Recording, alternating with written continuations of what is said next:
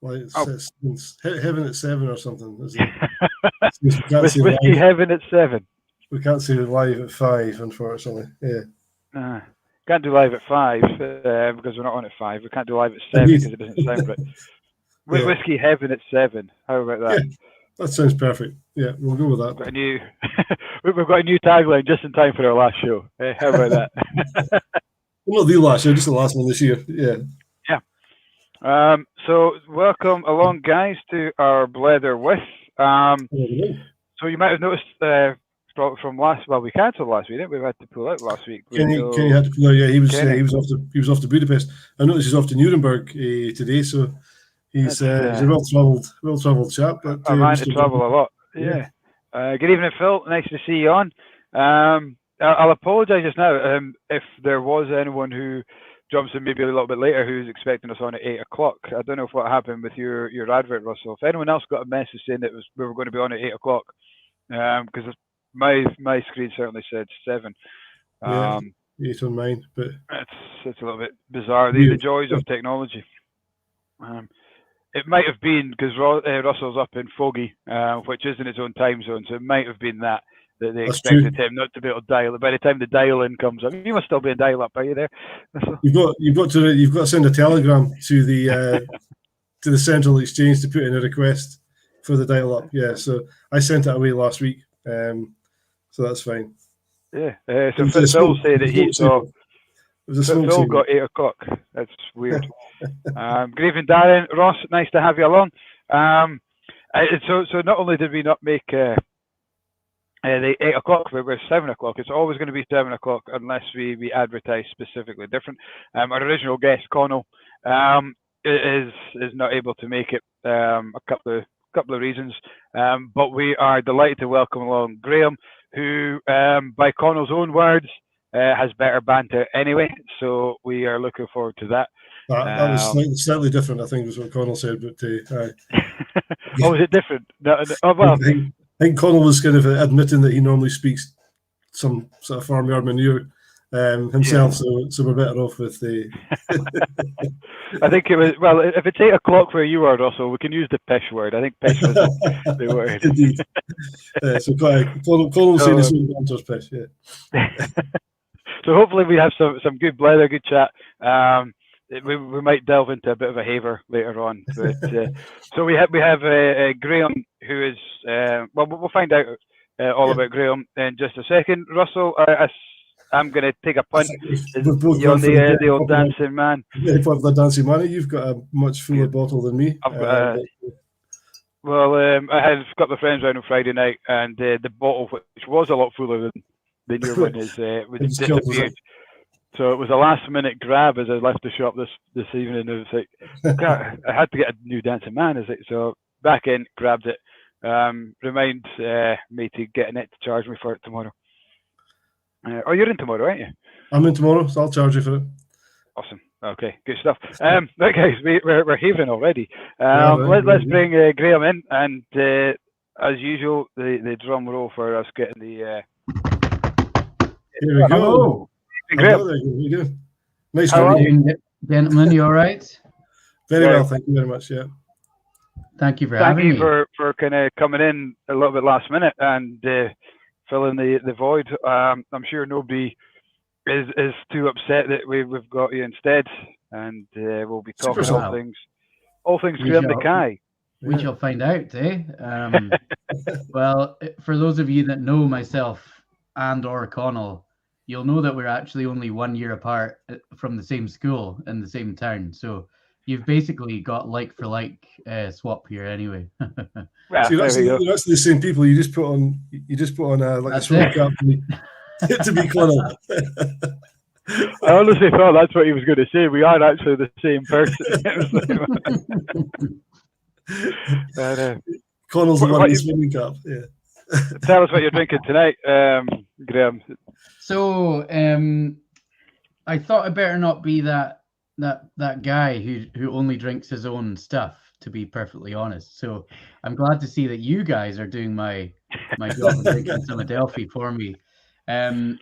I've been watching a few of your Blethers over the months that you've been doing them. I particularly enjoyed the one with Scotch Adamson himself, Yes. Scott Yeah. Adamson. So I looked out a little treat for myself. So it's a German bottler called Zanzibar. Obviously, all Scotch bottlers need to still be it needs to be bottled in Scotland to be called Scotch. So it has been bottled in Scotland, but it's a German company. And the particular dram I've got is a 25-year-old Tomatin. I think it was a refill Hoggy, if I remember rightly. And no, it's an STR, in fact, it looks like. And it's a 50% ABV and 188 bottles. So, yeah, not so often that you see Tomatin on the indie market, and it's a real age as well. Do you think is that an in Scotland thing that they don't do much? Do you think, or would they be available for Europe? I would be guessing. I would be guessing if I said for definite, but I would imagine that's come from a third party rather than directly from Tomatin. Yeah. Certainly, if you're listening, Scott, we're always happy to buy Tomatin directly for the independent market, but we have not succeeded as yet, to be fair. So, yeah, I think they probably got it elsewhere. Yeah. We'll keep our eyes and ears open for you, Scott. If you are watching, let us know the answer and see what we can do. And the rest of you guys, if you have any questions for Graeme, or dare I say it, myself or Russell, feel free to pop them in the chat, and we'll do our best to see what we can answer and what roads that might take us. So, Graeme, where did it all start for you? What was your first venture into? Let's talk about whiskey first, and then maybe the whiskey industry, or were the two one and the same? So I think. I guess what's the easiest way to describe it? I'm kind of a rehomed bartender, to be fair, like a lot of other people in the industry. So I started off a long time ago just pulling pints in Glasgow, saving up to go away traveling and doing the kind of Southeast Asia and Australia, New Zealand type thing. This was actually I should say, I'm not sure about language here, but I'm just looking at the date. It is actually 1 day past 10 years to the day since I left on that trip. Well, I'll raise a glass to your anniversary. Happy anniversary. Yeah. A decade. A decade in the industry. I guess it's a decade. Congratulations. Loosely in the industry, yeah. So that was just simply a night job, I was working 2 jobs for a whole year, saving money to go and splash around the world and not have a job for a while, I ended up in Australia.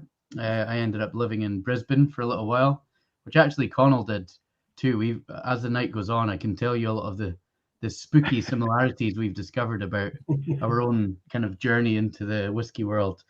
So I ended up working in basically a 5-star hotel casino bar over there. It was a big cocktail bar. They spent like $4 million on the outfit for the bar and on opening the bar. So I got to join that team. And I guess that was the first time I really thought, I was working with career professionals. It wasn't a student job to just pour pints. Okay. And it was kind of, I think for a lot of people in the booze industry, we kind of, you don't typically go to careers advice and they say, yeah, you should become a full-time bartender for life, or even as it may, they probably don't even say you should try to get into the whiskey industry.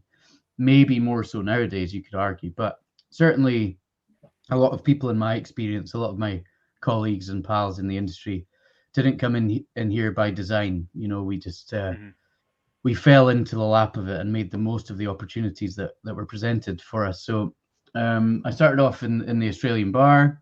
When I came back to the UK, I had an all right bit of cocktail experience and high-end hospitality and things behind me. And then when I came back, I moved back to Glasgow. I'm from Inverness originally, but I ended up getting a job in the Blythswood Square Hotel, which was at the time arguably one of the best bars in the country, I would say. And that was another sort of step up for me, I guess. And then from there, I was there for a little while, but I was rolling out the door at 4 or 5 in the morning, a couple of pints at the casino after work, and you're easily back home in bed by 8, 9 o'clock in the morning. Not the most balanced lifestyle, shall we say. As much as it's great fun, it's pretty brutal, So anyway, at this That point, heat as I well. kind of yeah, absolutely. So I kind of decided I wanted more daylight in my life, so to speak. So I ended up getting a job at the Good Spirits Company in Glasgow, which I'm sure many of you know about. And I was there for a very happy 4, maybe even 5 years, laterally as the shop manager too. Amazing place to work that. We can touch upon that a bit more as we go on, I'm sure. And from there, as you know, Mike, where we first interacted together, I then went to work for Morrison and Mackay. I took my name with me, so they are now called Morrison Scotch Whisky Distillers. So now they're called Morrison Scotch Whisky Distillers, and obviously they've undergone a bit of a rebrand, and they've kind of shifted their portfolio a little bit with Mactala and Old Perth, and the Carnmore still been very strong.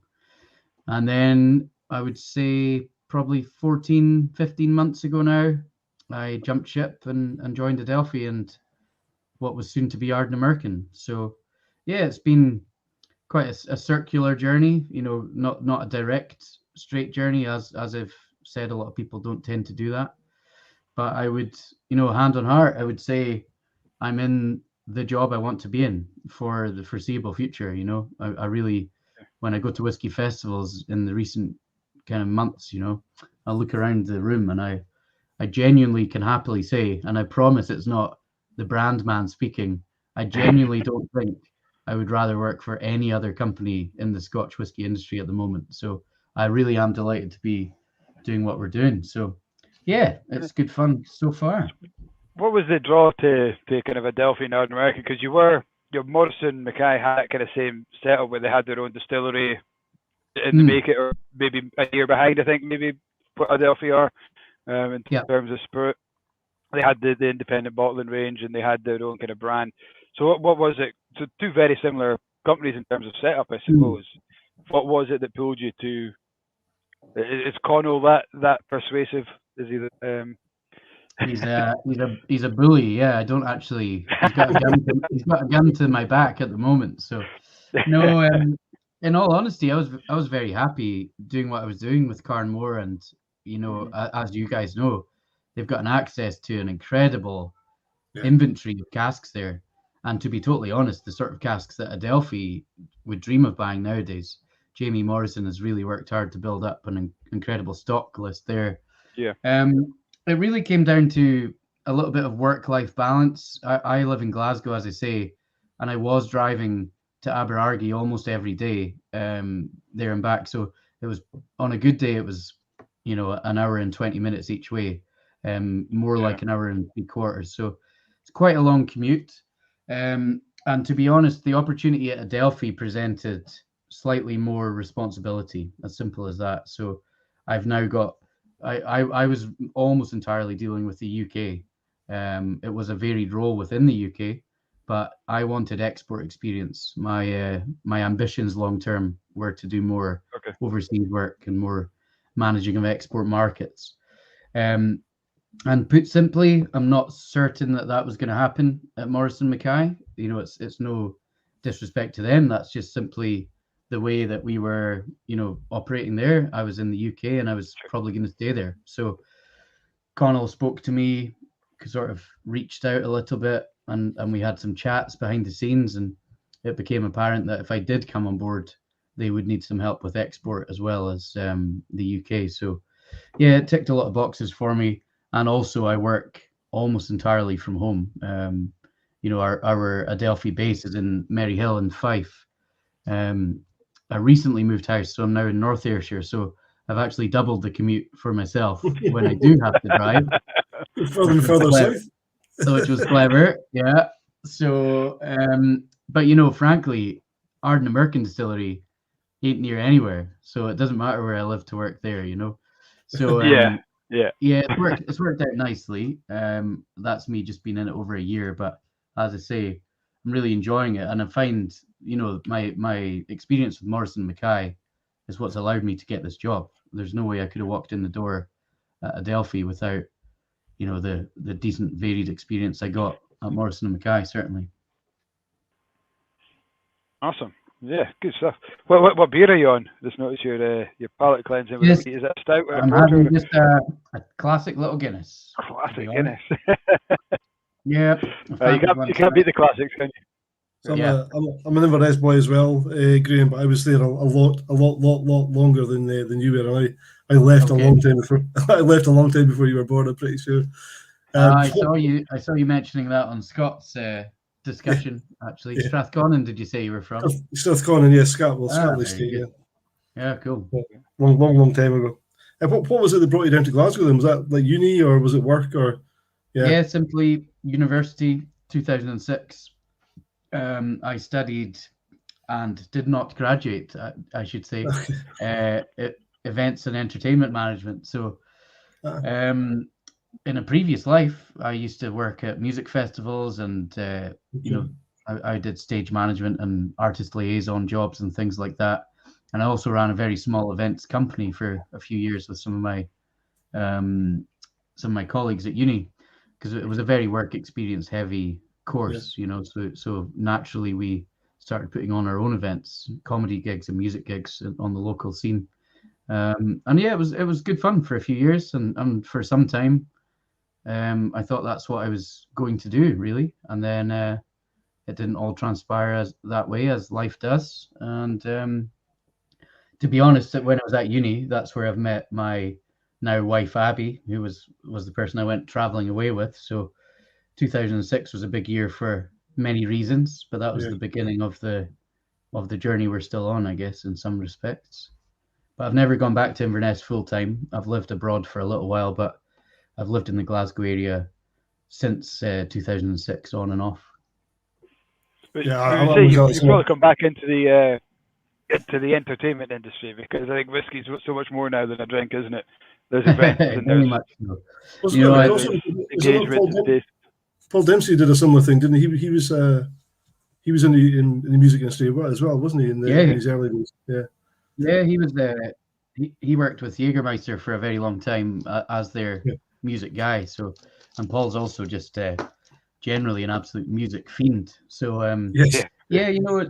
it's not as unrelated as it sounds. When we do a whiskey tasting, you are essentially doing events management. And I'm just I guess I'm almost the equivalent of the presenter rather than the guy behind the scenes. But when I worked at the Good Spirits, we were doing the behind the scenes and the front of house. So it did kind of dovetail nicely, in an unplanned manner, I guess. Absolutely. I'm intrigued. Andrew Smith, I'm not sure if you've seen his comment there. Meow. That must be an in-joke. It is, yes. The thing of the in-joke. So, and I'll, in case he's not going to hang around for the lot, I will say I've looked out something special to finish the night on later. Because it's bloody amazing, as you guys know. It's I know so that you good. sell Yeah, all these absolutely. stuff. Andrew and I are basically in the Hip Flask Hiking Club, it's called, which is a whiskey club, supposedly based around hill walking, and drinking whiskey. So yeah, we all became very close on Zoom actually throughout lockdown. Really did a lot of tastings together. So yeah, Drew's a great guy. I really do. Not just that he's in the room, but I rate the LBD media output as right up there with the best in the industry.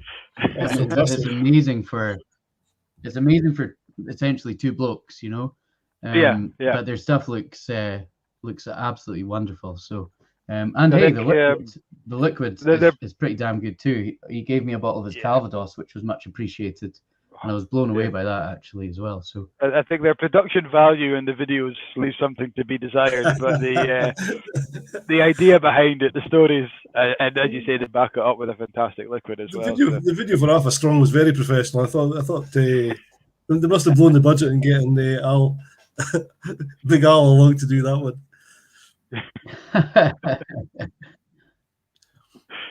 No. Well, he's calling you a charmer there, so you've won him over again. Yeah, and so just before we came on, we've got Phil just put a wee comment on. He's on the 8007 2105 great flavour profile. And basically he's just coming up. I asked the question that I was going to get onto is these codes. Yes. Explain a little bit about the codes, where they kind of come from. And... Yeah.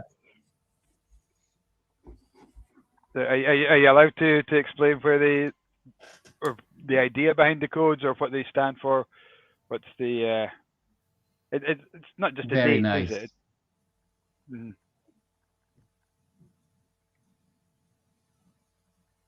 The Ayrshire internet's skipping about a bit there. Oh, here we go. Yeah, there we go. So hopefully it's going to catch up. We'll come back. We'll come back with a chili pie.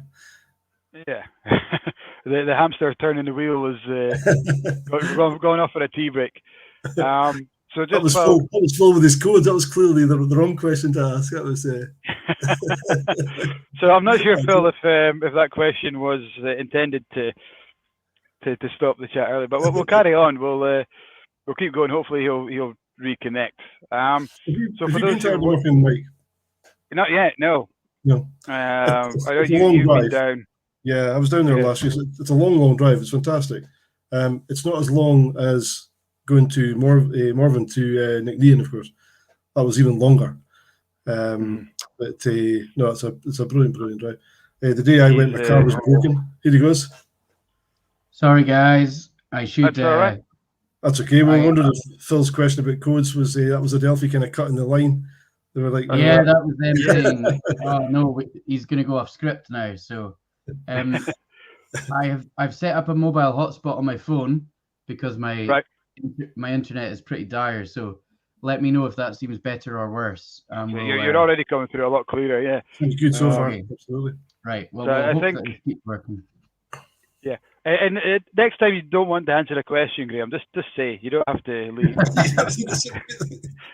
Soon I'll be doing the pretend tears of Matt Hancock and all sorts. So I've got all the tricks up my sleeve. Yeah, I can see Philip's question there. It's quite a detailed process, but I'm happy to go into it. You know, part of my role at Ardnamurchan is to be on the blending team. As some of you might know, there's 5 of us in the sales and marketing team overall. So we've got Alex Bruce, who's the managing director, Connal McKenzie, the other Gudgie, that we call ourselves the Twa Minks. He's the sales director, so he is my boss. He's the Minky boss. And then we've got myself, Antonia Bruce, who is Alex's sister, and Jenny Carlson, who some of you might know from Sweden, who used to work with Springbank and Kilkerran, Benriach and Glenronick and things. She's got an amazing background in the industry too. So that's the 5 of us that do almost every decision in terms of what is released and how it's communicated to you. So we're very multifaceted in that sort of role. The 5 of us basically blend every release of Ardnamurchan. And usually, essentially, that happens round at Alex's house. We'll get a big table. We'll have about roughly 100 cask samples on there. And then we'll go to work, essentially. And it sounds like a childish dream, you know, like a kid in a sweet shop. But it is an arduous task, you know. Can be, in the early days, it was quite daunting because you feel a lot of pressure to get it right, especially for the guys like Alex and Connal who've been involved for a long time. I just swarmed in, you know, about a month before they launched the single malt and just thought, what's all this amazing liquid, you know? Do you go into each batch with an idea in mind that you try to get to, or is it a blank canvas? Let's see what this whiskey gives us.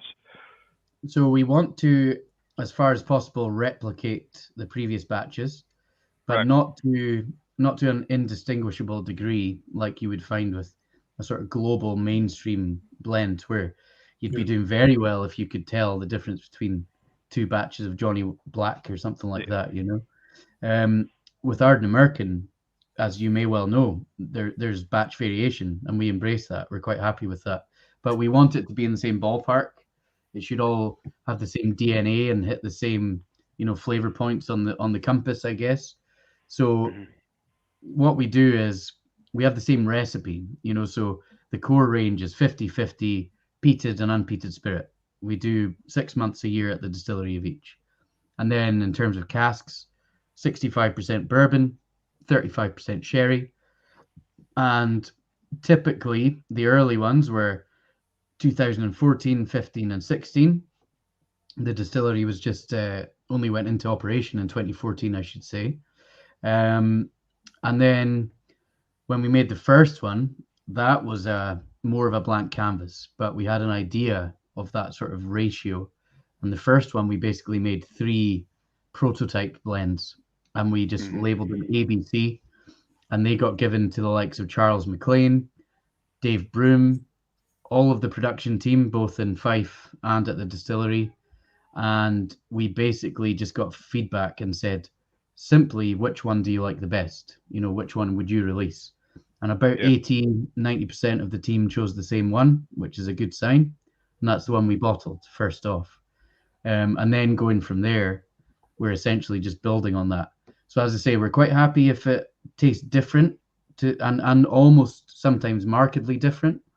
But it should always have, for me, the key profile that we have in Ardnamurchan is the peat. The peat is not a big Isla, you know, smash in the face, chewing on your teeth for the rest of the day.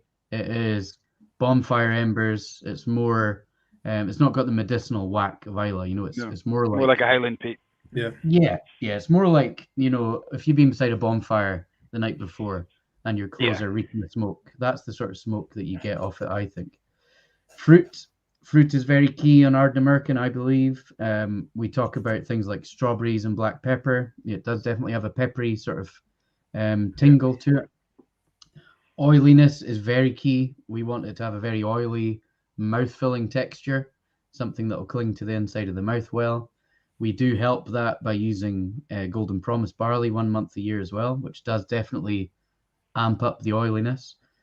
And then we also aim for a nice kind of salty brininess as well. We do mature everything on site. Of course, we can get down the rabbit hole of do things taste of the coast if they are not aged by the coast, and vice versa. You know, it's very much a debate that I'm happy to have with people. But you know, I have found coastal whiskies where I could swear blind. You know, there's salinity there. And then somebody tells you, well, it's aged in the mainland, in the Central Belt. And you can still say, well, that's what we taste, you know? And vice versa. If you spend a lot of time by the coast, you attract salt, you know? You taste salt, your clothes are salty, the items themselves get salty. So it's not as simple as saying it's a scientific fact, but it must have an influence, whether it would taste salty or not. If we aged it in Fife would be an interesting one, which we'll probably never know. And then the final thing I would say is funk. You know, funk is something we really like to try to achieve. Funkiness and waxiness are 2 of the holy grails in whiskey for me. And I would love it if people agreed that we have a little bit of a farmhousey kind of pungent note to some of our distillates, and in the final drop. So, you know, I believe it's quite complex for its age. The oldest whiskey we now have is 7 years old. So we've got a wee bit of a head start on some of the younger distilleries that are on 3s and 4s. But I do think it's going to be an exciting future. You know, I've got in amongst quite a lot of the distillates and the stuff that's maturing in the warehouses. There's a lot to look forward to. You know, it makes our job a lot easier when we come to blend it, because the consistency is quite amazing to me, actually. It's a hugely drinkable dram, and I think you're right. The complexity is definitely there. I took my first bottle that I had last year down to Adelphi on holiday. When I also went past the distillery, I knew it was going to be closed because Connal had already told me, but I wanted to go and have a look anyway. I mean, it's not always I'm over that way on holiday, so I thought I'll just go and have a look. And I bought a bottle from another distillery quite close by that I won't name. And the Adelphi, You're allowed to. Don't worry. Well, I guess the Nick Neon's a very nice dram as well, but just nowhere near as complex. I mean, very drinkable. I've sunk both bottles in the week because they're both hugely quaffable. But the complexity in the Ardnamurchan is you're right, and it's got that little bit of peat, that little bit of salinity in it as well. And I like the idea that there's going to be a slight difference. I think our flavour, our palate changes. And I think if a spirit was going to be the same all the time, you would go off it and you would want to go and drink something else.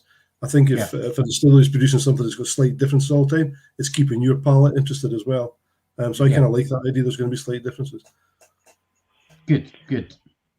Yeah, and I suppose, forgive me for swearing here as well, but you look at some of your big gin companies, guys like Rock Rose, they have this core following. So they have that kind of regular spirit, but they keep people interested by seasonal releases and different releases. Made with the same gin, but maybe a different botanical here and there for an obvious difference. But people buy into the brand, and I suppose that's what you guys are doing. You're getting people involved in the brand with your kind of your batch releases, which we realize now going forward are going to become more of a core release rather than batch release, but still in batches. But less emphasis on the batches. That's what I picked up. Indeed, yeah. So it's news to most customers out here that are drinking Ardnamurchan, and I'll be happy to hear initial feedback. The decision has been made, so there's probably not much going to change our minds unless we see the world kick off and they don't do it. But Philip there has referred to the full name. AD 072105 rolls off the tongue, especially after you've had a few. Yeah, it's very easy. Yeah, that makes it easier actually, to be honest. But to be totally honest, it's very simple. It's the bottling date, so it's July 2021, and it's 05 means that's the batch for the year. But it does cause some problems, not just in the UK, but certain countries in, for example, Scandinavia. Many of these countries have got state monopolies, like you might be familiar with Canada and the LCBO and things. Similar in Sweden, in Norway, in Iceland as well, where we're actually about to start sending our first stuff to. And they have an issue where we can't have the same barcode on what would officially look like a different product. So that's one reason where we want to streamline. Another reason is wastage. We're a very green distillery. We pride ourselves on sustainability. You mentioned our neighbours Nick Neon, the first carbon neutral distillery. We've been building on reducing our carbon for many years. I mean, since before we were built, that was always part of the plans. We probably talk about things like a circular economy more than carbon neutral as our aim, for example, and we can get into that. I'm wary of going down too many tangential rabbit holes, but essentially, if we change, because we get our names on the box, so each box is not just stickered with AD07 or whatever the batch might be. That's a bespoke box for each batch. So it does mean inevitably we need to order more boxes than we actually use, and some of them go in the bin. And the reason we use a recycled cardboard box is to help the environment.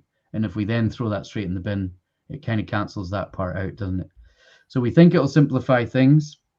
Remember, there's also the planet is large, so we send whiskey as far afield as Canada, the US, New Zealand, Asia, places like that. They don't tend to go by air because air freight is very expensive. So if you ship it by sea, you're talking months rather than weeks.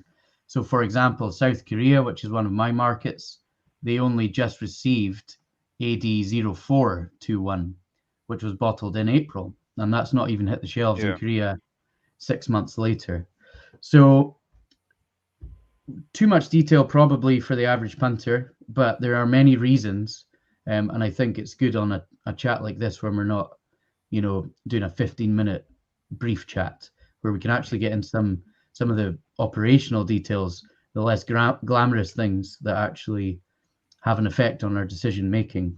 And basically, next year you will see the same product, but it will just be called Ardnamurchan Single Malt.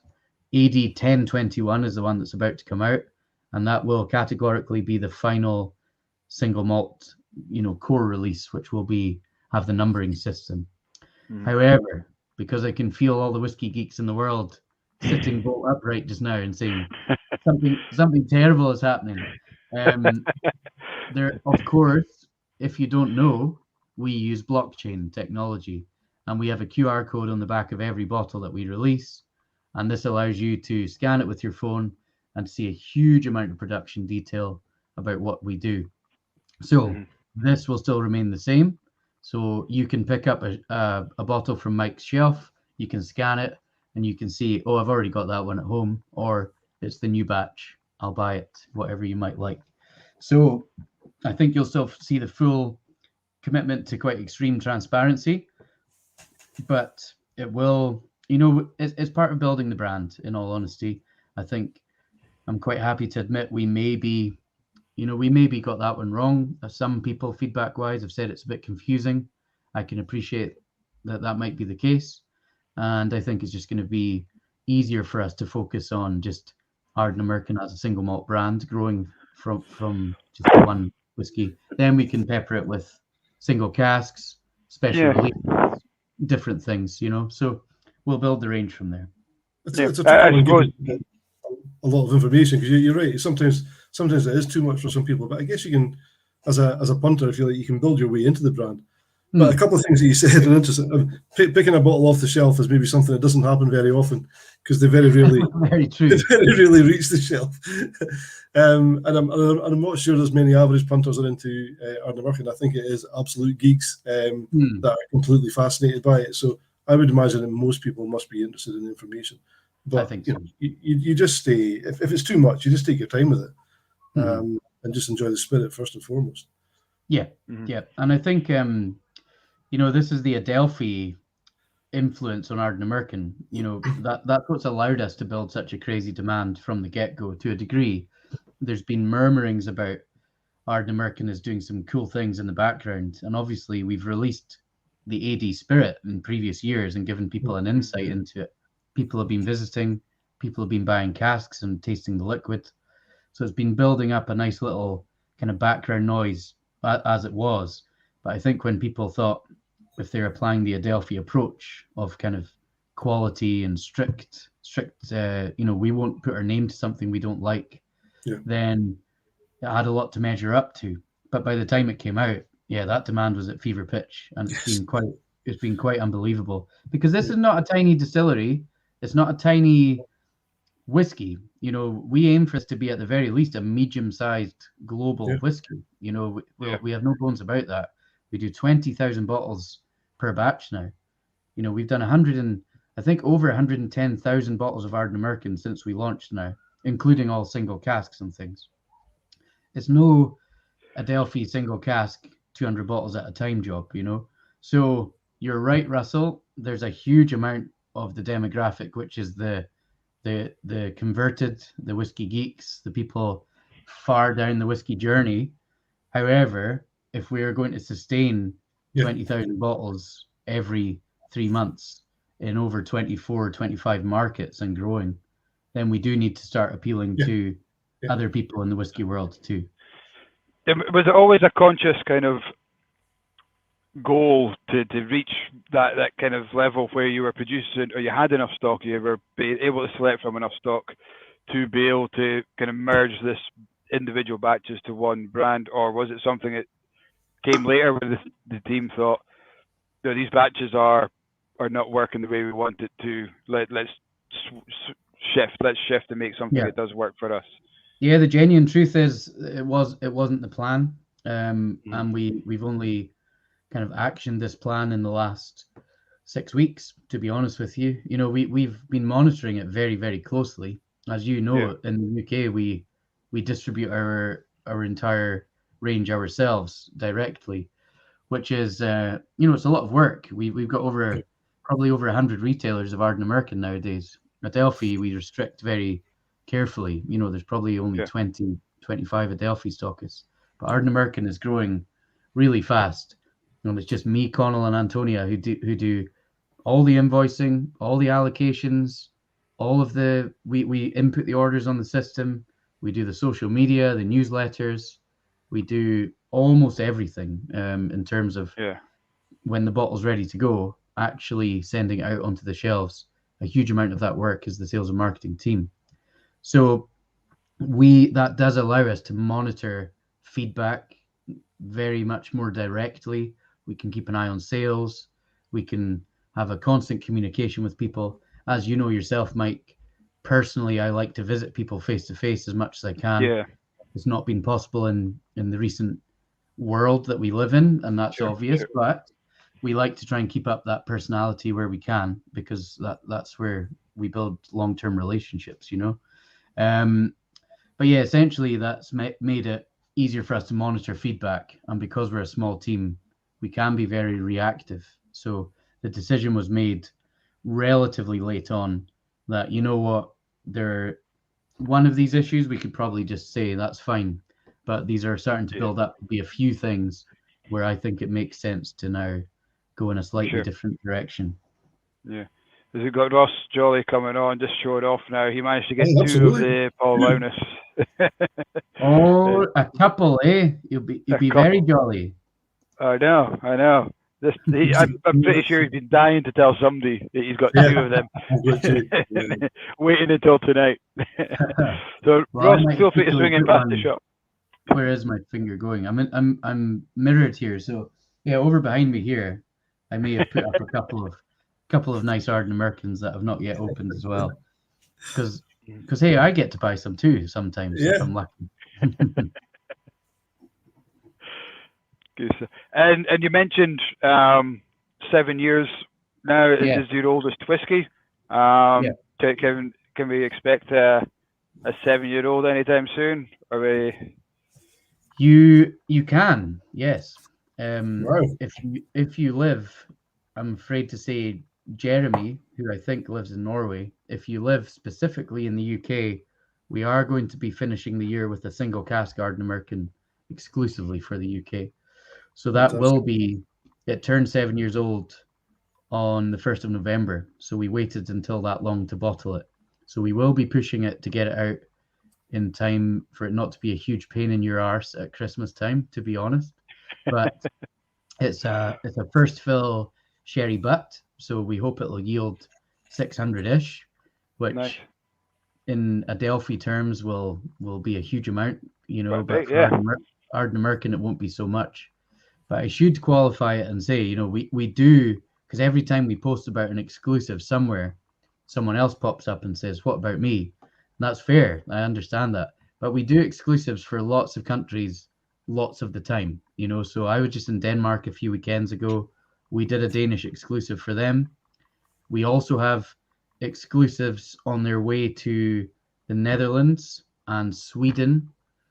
And I'm trying to think about some others. There will be others, inevitably. Germany, I think, which is not my market, is getting one. New Zealand have had one. Australia have had a couple. So we will try to spread the wealth. But if we do single casks for the whole world, I'd be phoning you up and saying, I can maybe give you one. You know, is there any point in that? Yeah, exactly. I think Jeremy was in Scotland for the Speyside Festival. I'm not sure. I think he's maybe home now. But if you're still in Scotland, Jeremy, for next week or a couple of weeks' time, give us a shout. And, we'll maybe get one on the. Jeremy, if you do, I actually just last week I booked my flights to come to Bergen in January. All being well, I'll be coming to Norway for a whiskey festival in January. So do come and say hello if you can. And I see my new friend Jesper Jespersen, who I actually met face to face in Denmark on that trip a few weeks ago. So Jesper came to a tasting I did. They are pretty mental in Denmark, by the way, as Jesper can attest to, because you know in Scotland we do like 6 or 7 drams at a tasting, right? Yeah. Nope, not in Denmark. In Denmark, average tasting was 9 or 10 cask strength drams every single night. plus halftime beers, plus warm-up drinks, whatever else everyone's doing. Seriously, we're doing It's it a all hearty wrong. affair. Yeah. Oh man. Yeah, it was good fun. But yeah, essentially there will be a 7-year-old single cask. In terms of actual core Ardnamurchan, as you know, they're not age statement as much as you can literally find out every single cask which is in there. So we go beyond age statement in terms of the QR code. But we are slowly putting 7-year-old spirit into there as well. Although we are trying our best to, where possible, we will protect the 2014 stock for the future if we can, because we will never have our first year of distillation back. So there is a certain period of, if a 2015 tastes good enough, we'll put it in. If it doesn't fit the bill, we'll go try the 2014s and see if that's required. Mm-hmm. Yeah. Yeah, I suppose the long Are term you looking to expand the warehousing? I mean, is that something that's? I know you've got quite a bit there anyway. Are you still looking to expand that? Yeah. So we've got 4 dunnage warehouses which are basically full, and we've got 2 dunnage warehouses actually under construction at the moment. That should be finished. Last time I was there was with those naughty Thompson brothers from Dornoch, actually, which we'll talk about later. That was a nice little project. When I was there, the steel framework was up, but there's no roof, or it wasn't sealed in yet. So they should be well on the way with that now. The ideal plan is that we won't build any more than that. So we're sitting on probably nearly 12,000, if not more than 12,000 casks nowadays. So the idea would be that we will always be emptying enough space that we never need to go more than 6. But it's quite, that's a bit of a challenge for me and the sales team to be emptying as much as we're filling. Yeah. So time for another dram, I think, before we have another question. Absolutely. I think so. We have got a question just come in from Callum about UK distribution on the. I suppose what I gather is it's just the same as previous releases, that it'll be to specific retailers and available at the distillery as well. So this one, Callum is possibly referring to, and hello Callum, again another big Ardnamurchan fan, so great to see you in the room. We did an exclusive available only at the distillery at the visitor centre earlier this year, and it was wild because, as I said, Ardnamurchan is not near anything, right? Have you been out there before, Mike? I haven't been out that far now. Yeah. I know Russell. My brakes in my car were broken, so they were actually gripping. So I drove to Ardnamurchan with a squeak. I was almost deaf by the time I was almost deaf by the time I got there to go and visit a closed distillery. So I didn't even get a chance. That's something else. Well, most times, if I've been out there, there's usually a passenger squeaking at the roads if it's the first time they've been out too. But yeah, essentially, you could only buy one per person in person. There was, if I remember rightly, 330 bottles or something, and it sold out in like 3 weeks. People were that means 300 plus people drove to the middle of nowhere to buy that bottle. People that were driving from 10-hour round trips, 15-hour round trips. One guy got it's insane, isn't it? That fervor that you've built up. It's mad. One guy went from, I think it was Leamington Spa or that general area on public transport there in one day. So he left at like 7 in the morning, and he almost got every form of public transport to get to the distillery, and he got there 5 to 4, 5 minutes before the shop shut, and he got his bottle, and then he went home the next day. And to be fair to him, he's cracked it open. He's not flipping it, which I'm delighted to see. But yeah, some people are making some cool journeys to get there. Excellent. Anyway, it's one thing I did. I appreciate as a retailer why you do the recycled cardboard is obviously eco-friendly and all that. And I do, the amount of, I think it's the most comments we ever get back from a bottle is we have the frayed edges around the folds. Can I get my money back? Can I send it back? And we're like, well, as long as the liquid inside, not really. And everyone who I've said that to has come back, oh, it's for a gift. today. I want a pristine box. And you're like, really? I guess. Yeah. I do appreciate that, and we have had these comments too. And simply put, we're at the kind of limit of the technology. We're at the limit of the resource itself. So we simply can't make the recycled card any thicker, or it won't go through the printers. So we're and I get it. You wouldn't have necessarily noticed, but we have increased things like the strength of the top and the bottom and things. Away from social media, the thing that we would love to say when people say your box stinks, your box isn't the strongest box, all these things, do you know what I would love to say? Who cares?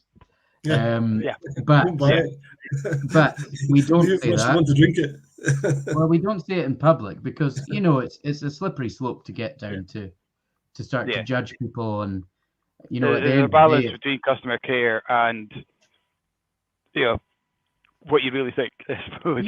Totally, and we've all been through that, I'm sure. But and we can still say, I'd like to think we've got a personality online, and we still, you will see us with some tasty comments sometimes. We're not one of these companies who just says yes sir, please sir, and we're polite and nothing else.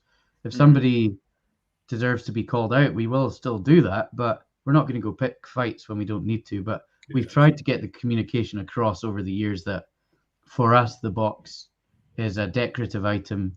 As much as anything, it's also a protective item to make sure the bottle travels round well. But apart from that, I suppose this new labeling system and this new batch release system might help appease that as well. So they won't have that individuality as such in the labels and stuff. So hopefully that might dissipate and become less of an issue. Will be less so, which is no bad thing in our books. Absolutely. You want people to crack it open and drink it and enjoy it. Hey, that's why it's £45 or so. We made that conscious decision very early on that this is drinking whiskey. We didn't do an inaugural release that was 2 or 3 times the price.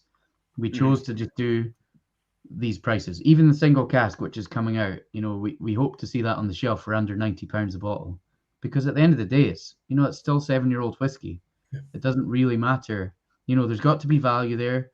I personally don't believe in pricing things according to how much they could sell for. I think you should price it for how much they should sell for, and that's something that I believe very strongly in, and so does the team.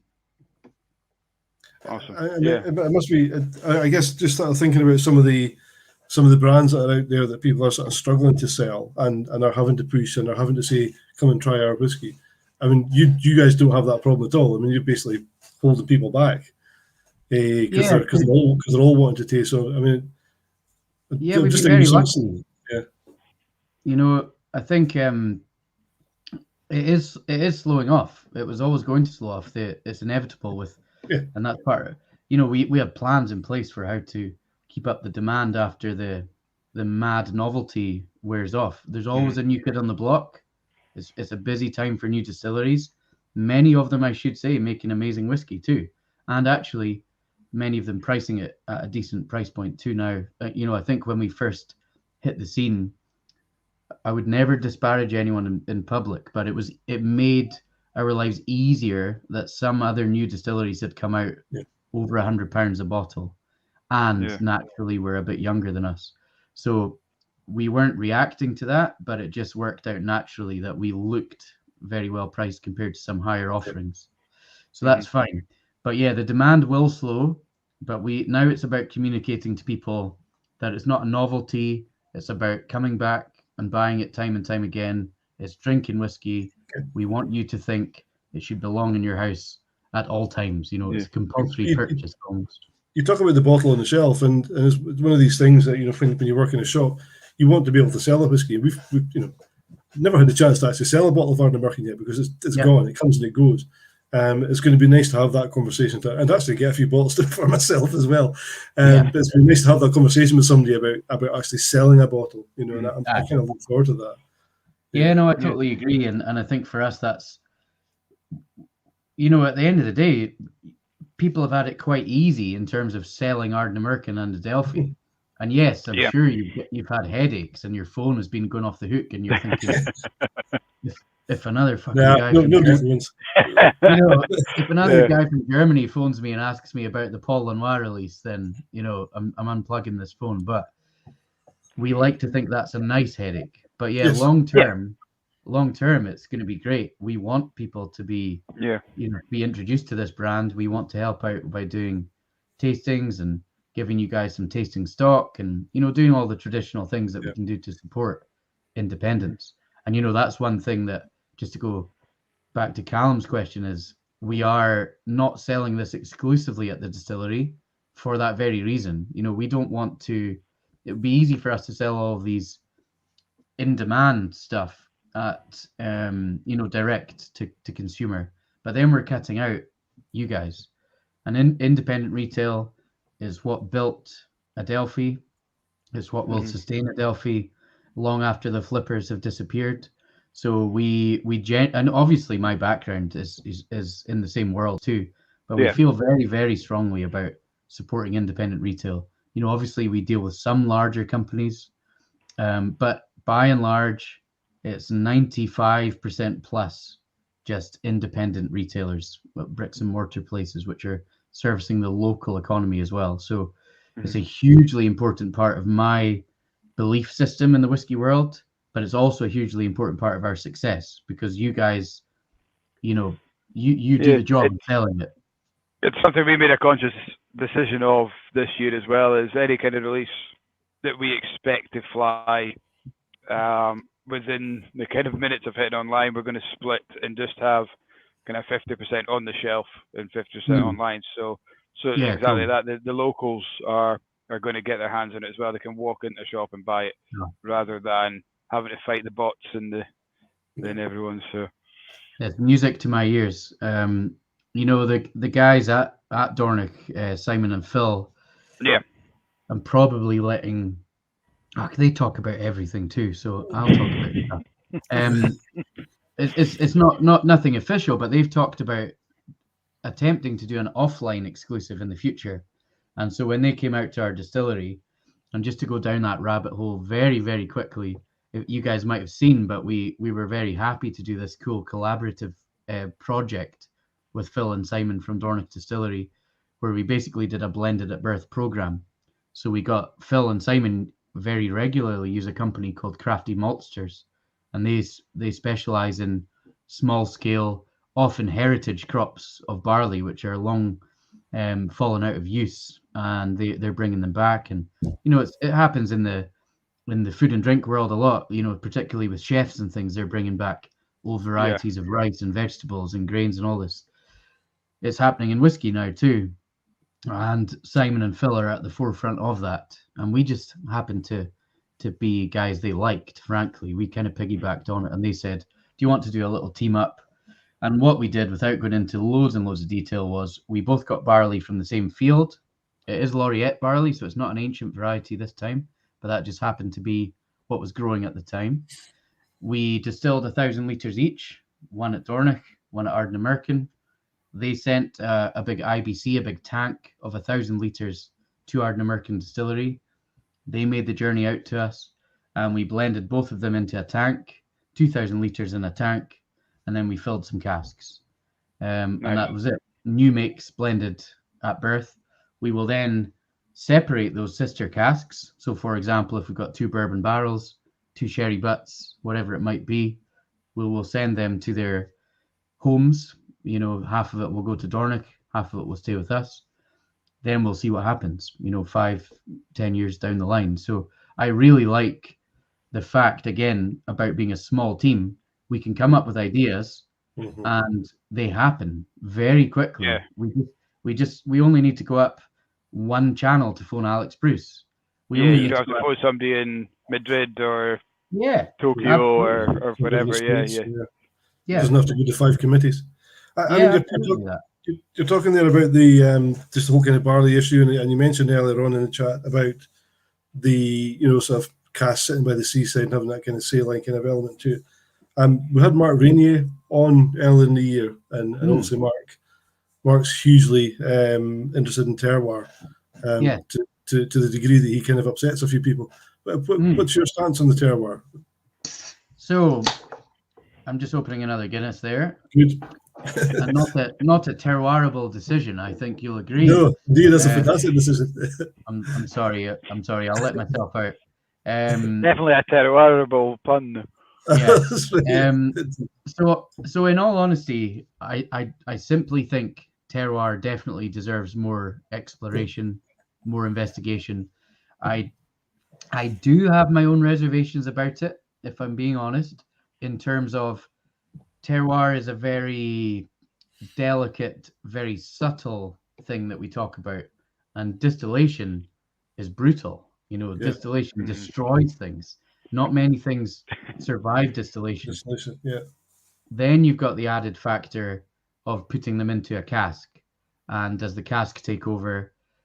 There could be arguments made that a specific terroir driven experiment could be really cool, could be really worthwhile doing. I'm just not so sure it's being done yet. And all I would say is we are not attempting to do it. We talk about Ardnamurchan and the flavor of Ardnamurchan, but we're certainly not, keeping different streams of barley entirely separate or anything like that. It'd be an interesting thing to do. I'd love to do a new make tasting with Waterford and try all these subtle distinctions. I think it's cool. But simply put, we are not personally pursuing that. We've all got to choose our own little routes that we take in the world. So we're going more down the collaboration route and things like that. I think that's probably the perfect answer. I mean, for me, the perfect answer is that it should be spoken about, and there's room for discussion on it. And if you believe in it, that's fine. But the problem I have is certain parts of the industry completely dismiss it out of hand. I agree. And I've written about it. There's a fairly new publication out from somebody within the industry who's just dismissed it completely out of hand. And you think, I'm not so sure you can be as 100% about that as he is. But yeah, it's a complex issue. In general, I am not a fan of black and white distinctions in the whiskey industry. When we talk about blends versus single malts, or old versus young, or maybe even big versus small, it's trendy for people to like people like us, Adelphi and Ardnamurchan, and you mentioned Nick Nean and things, even Tomatin, who people think are tiny, but not so in reality. But it's easy to criticize people like Diageo and Pernod Ricard and things. And we probably all do that in our whiskey journey at some point, where you think, Diageo is the big evil overlord. But, I think once you get beyond that, in reality, that is not the case. Diageo do a lot of great things. They've got a lot of amazing staff. They also keep a lot of very underappreciated distilleries open that would maybe be closed otherwise. And very importantly for me, they sell me whiskey. They sell me cask of whiskey. Yeah, absolutely. Apart from anything else, they're the biggest voice for the Scotch whiskey industry as well. Yeah. So without Diageo, there would be no other. Smaller companies like yourself would probably struggle to actually get a free. I suppose the perception of the consumer, rather than guys like us who have one foot in the industry, is that they very rarely get to speak to the people who make the decisions. And if they've got an argument, they speak to somebody at the end of a phone who says, I can't answer that. And it's that is the block which the guys who are drinking the whiskey get the first hurdle. They don't get over that first hurdle. Whereas we're speaking to people who I can totally and that's my view of how the as you say, the evil overlords, it's a faceless company. Whereas guys like us, we see the people who are out promoting the whiskies or selling the whiskies or behind the scenes at the distillery.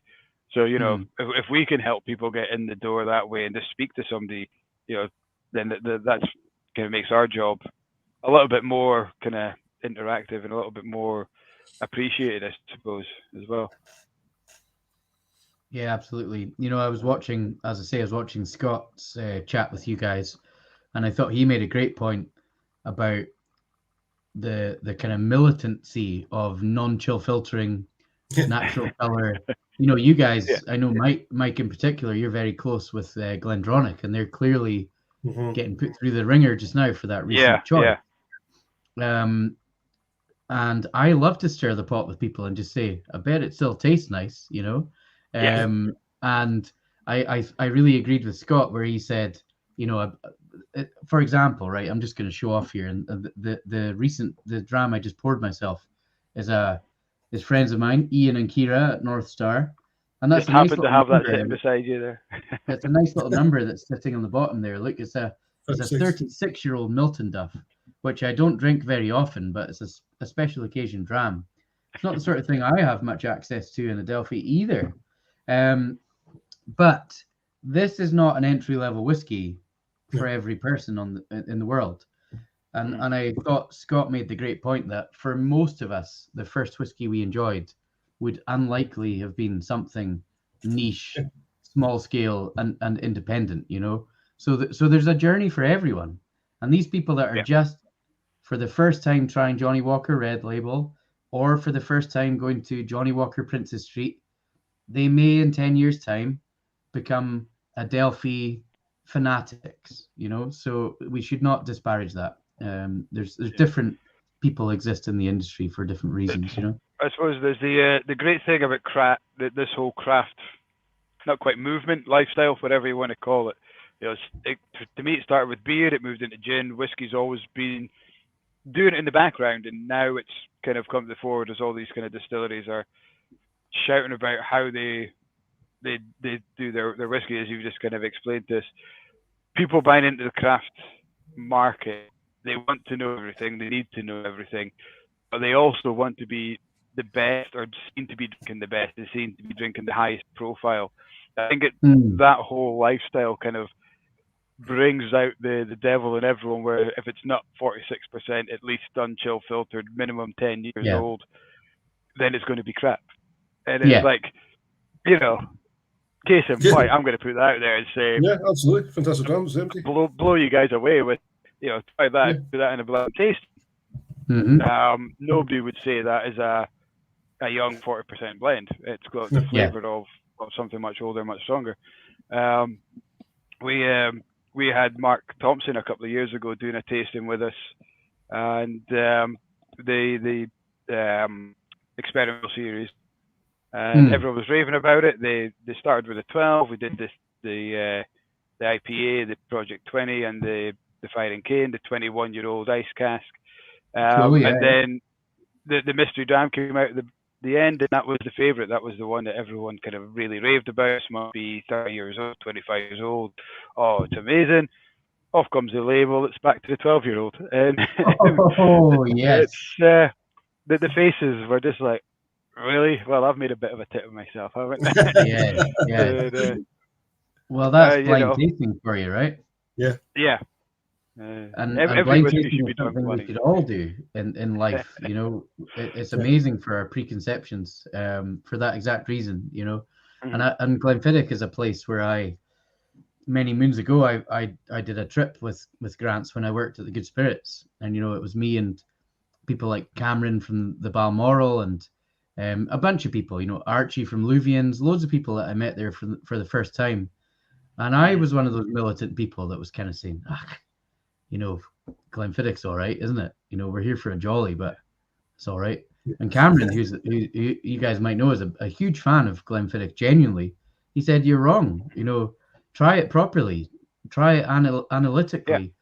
It might be the biggest single malt in the world, but man, does it produce some good liquid. Fruit bomb, you know? It's for a reason. It's for a reason that it's... It didn't happen by accident, you know? Yeah, I say to a lot of people who come into the shop or do tastings or even in the bar, and we quite often have Glenfiddich 12 as our malt of the month in the Black Bull, and people kind of go, and I always say, if you see it, have it. You know, when was the last time you had it? Oh, I haven't had it since I was kind of 12 since I was 18 or 20 or whatever it was. Why not? And he's like, well, you're always going to go over it because you can get it any time, but because of that, you never do. I was like, just have a have a go. Yeah, I mean, it's one of these things you would definitely buy in the pub. I mean, Sorry, I've just cut out there. there's just so many other whiskies to try these days. It's difficult to get time to fit. Am I back in? everything I just lost you. back in, Yeah. Yeah. You okay there, Mike? I think Keep we going. can hear you still. He's He's looking not, very he's not frozen. moving his mouth. That'll be difficult to speak. Mhm. But yeah, I mean, just to expand on Mike's point, I think that the thing that I hammer home at every tasting I've ever done in my life is Yep, I sorry, stopped Mike. because I thought I'd kind of got a lag, but Cool. Well, I was just I gonna think I'm say back in now. the thing that I always hammer home is, does it taste good? Yeah. Do you like it? Yeah. Then really, who cares what it is? Yeah, absolutely. absolutely. When I was in Denmark, I went to this famous shop called Whisky.dk. It genuinely might be the most impressive whiskey shop I've ever been to in my life. It's out in the countryside, so they've been able to build this bespoke warehouse, Right. a church to whiskey type thing. But they've got everything, and they've the place looks immaculate. They've got a wild amount of whiskey. They've got a bar, as in like a tasting bar. You can try loads of weird archive stuff. But I found a bottle which I've not seen in the UK for some time, and I took a photo of it, and it was Dooley's toffee vodka, which I bet you had in the Black Bull at some point, Mike. Yeah, And I picked it up and I said to the whole group, "This is what the fancy, whiskey wanker in front of you used to drink. This is what I started off in the world." And honestly, I was like, I used to turn up to like a house party in school with this, and I had toffee cream vodka or whatever, we're all on the journey. And at the end of the day, there's too much judgment in Scotch whiskey sometimes, right? I think Absolutely. we're getting better at it, but we had Charlie McLean. Do you like it? We had Charlie McLean on a few weeks ago, and he was talking about nipping down to the borders on a fishing trip with some of his friends, and halfway down he realised he hadn't taken a bottle. He thought, "Oh damn!" So he flew into a service station on the way down and just grabbed a bottle of gut rot basically off the shelf and threw it in the car, and off he went, and he gave it to the guests, and off they went fishing. And they fished all day. There was 8 of them. They got one fish between them, so they were pretty pleased. They were back in the bothy. They were back in the bothy getting warmed up, and the host just cracked this bottle open, didn't even look at it, split it 8 ways in the mugs and the glasses that were in this, and they all said it was the best dram they'd ever had. And it was probably like a 20 pound nondescript blend, but it was all to do with the day, with the occasion, and with the company. It's a good point actually that the surroundings, the context, it has a big difference on your perception of what you're drinking. Yeah. I wonder as well is if they, when Charlie McLean buys a whiskey and takes it to a group, you're going to expect it to be pretty good. You don't think it's going to be shit, what's Charlie? What's this shit? Jesus. How many of them were like, "Oh, Charlie bought it. Must be good. That's really good, Charlie." Yeah, thank you. Yeah, nobody's allowed to. It's a swanky drink. Yeah. Yeah, you're like, oh, I thought this Brora 1977 would taste a bit more nuanced than this. Well, Charlie's probably just selling them El Dorado nowadays. So swanky. El Dorado. Yeah. That's it. I've just poured myself one of the other new kids on the block, the Lindors. Yeah. And again, I wonder if you guys had maybe set a wee precedent with coming out of that 45, because as you were saying it, I try to remember who else had come out since you guys, and I was thinking Rossi are hitting that 45 pound mark. Lindors, Torreveig, all these new guys have kind of, I don't think any of them are maybe 50 pounds at the most for core releases. I forget single cask. And I think you were out before any of these, so hopefully you've maybe set that bar of an acceptable, affordable price for a new release. And these guys are, I think they're, it's a wonderful little dram, really gingery, lots of kind of gingerbread and flavour in that. And I just noticed it here because the last time I had it was actually when Drew was on our Blether. Yeah. And I just put it at the back, and I thought, oh, while we're talking to you distilleries, I'll grab that out, and what a great little whiskey it is. It's brilliant. Yeah, you know, it's cool and a hell of a place to visit as well. You know, Inverurie, where I used to work, is 5 miles down the road.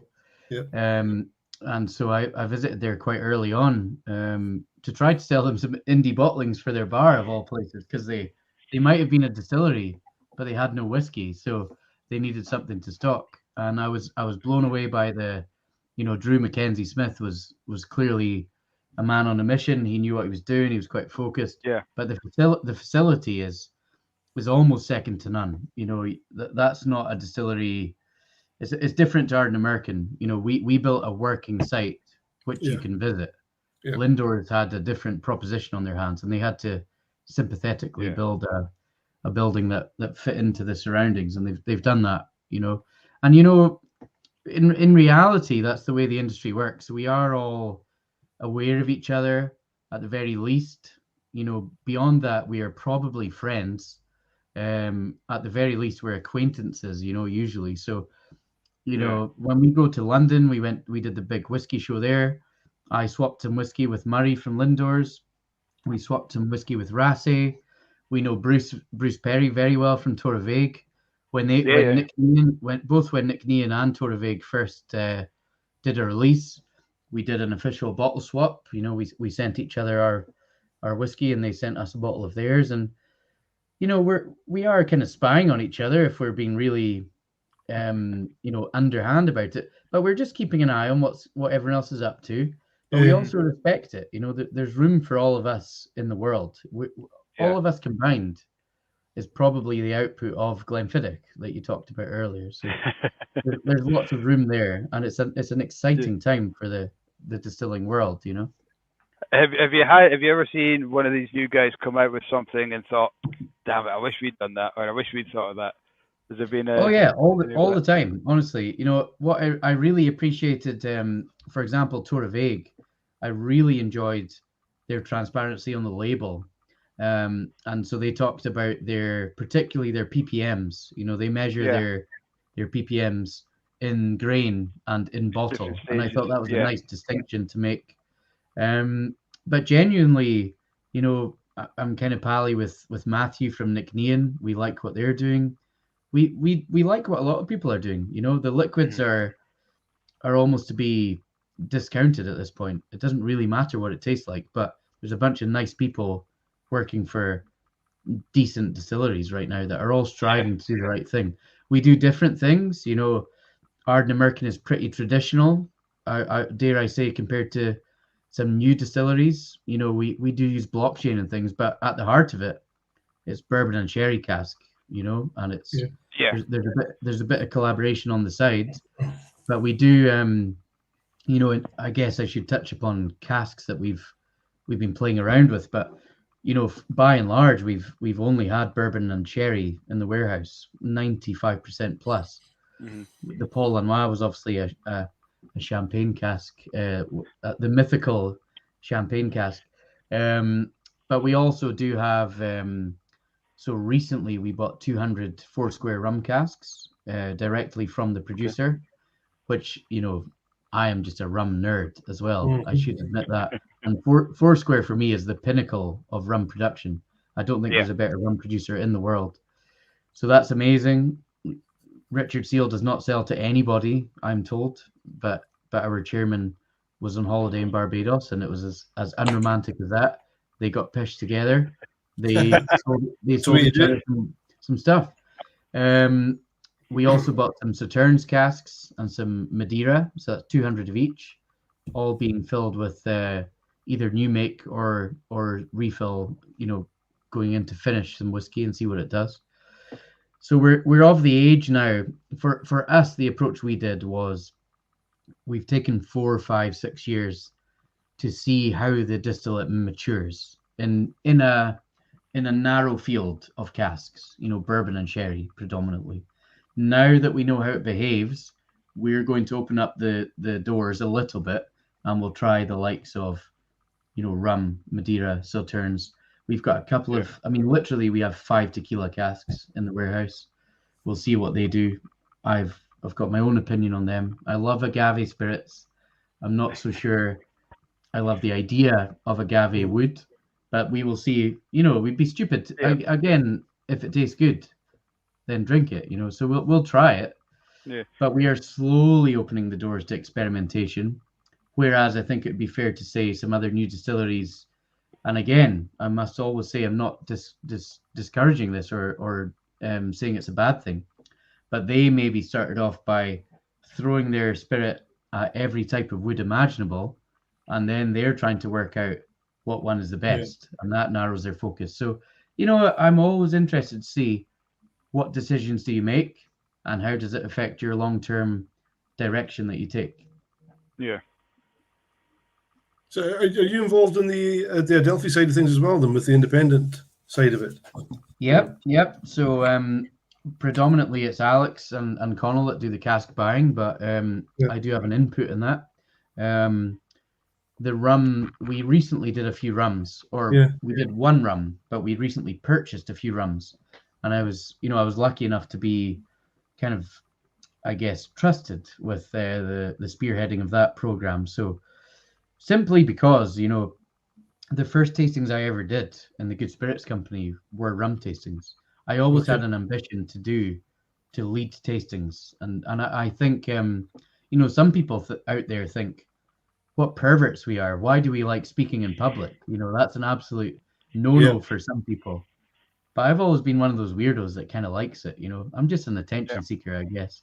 But working in somewhere like the Good Spirits Company, you're not necessarily going to do the whiskey tastings because they've got Matthew and Roddy and the rest that are just, they know their stuff. So rum was the sort of one where I was allowed to begin my learning, I guess. And then I did all sorts. I used to do vodka tastings. That's a challenge, by the way. We get so many people asking for that's a cool shiver down my spine. I'm not a natural speaker, and doing tastings is something for me that's taking me completely out of my comfort zone. But that's always a good thing for you. I mean, I do enjoy them. I enjoy them once they're happening. I enjoy them afterwards. The build up, I'm just a nervous wreck. I always am. But yeah, I mean, a vodka tasting. It was hard enough for me taking on a rum tasting, let alone this year. So. Well, I just enjoyed the crack. The banter. The banter's great. An important thing about doing any tasting, you can, as the presenter, the reason I wanted to start doing tastings is because you cannot do the tasting without knowing your shit. So it forces you, whether you might not feel ready, but on the day you have to cram in some knowledge. You have to get your timeline right. You do a bit of chat about the history and things. And as you guys know, when you work for a shop rather than a brand, you can say what you like. Your opinion is totally fine. You don't work for these companies. And that's what I like about being an independent bottler too, because people like Connal and I and Peter Mackay, who I used to work with at Morrison Mackay, we could get away with probably more personal opinion than you might get away with including if you work for a large scale brand, and you might be more controlled in what you're allowed to communicate and not communicate. We genuinely can have a big transparent laugh, and we can laugh at ourselves. We can laugh at other people.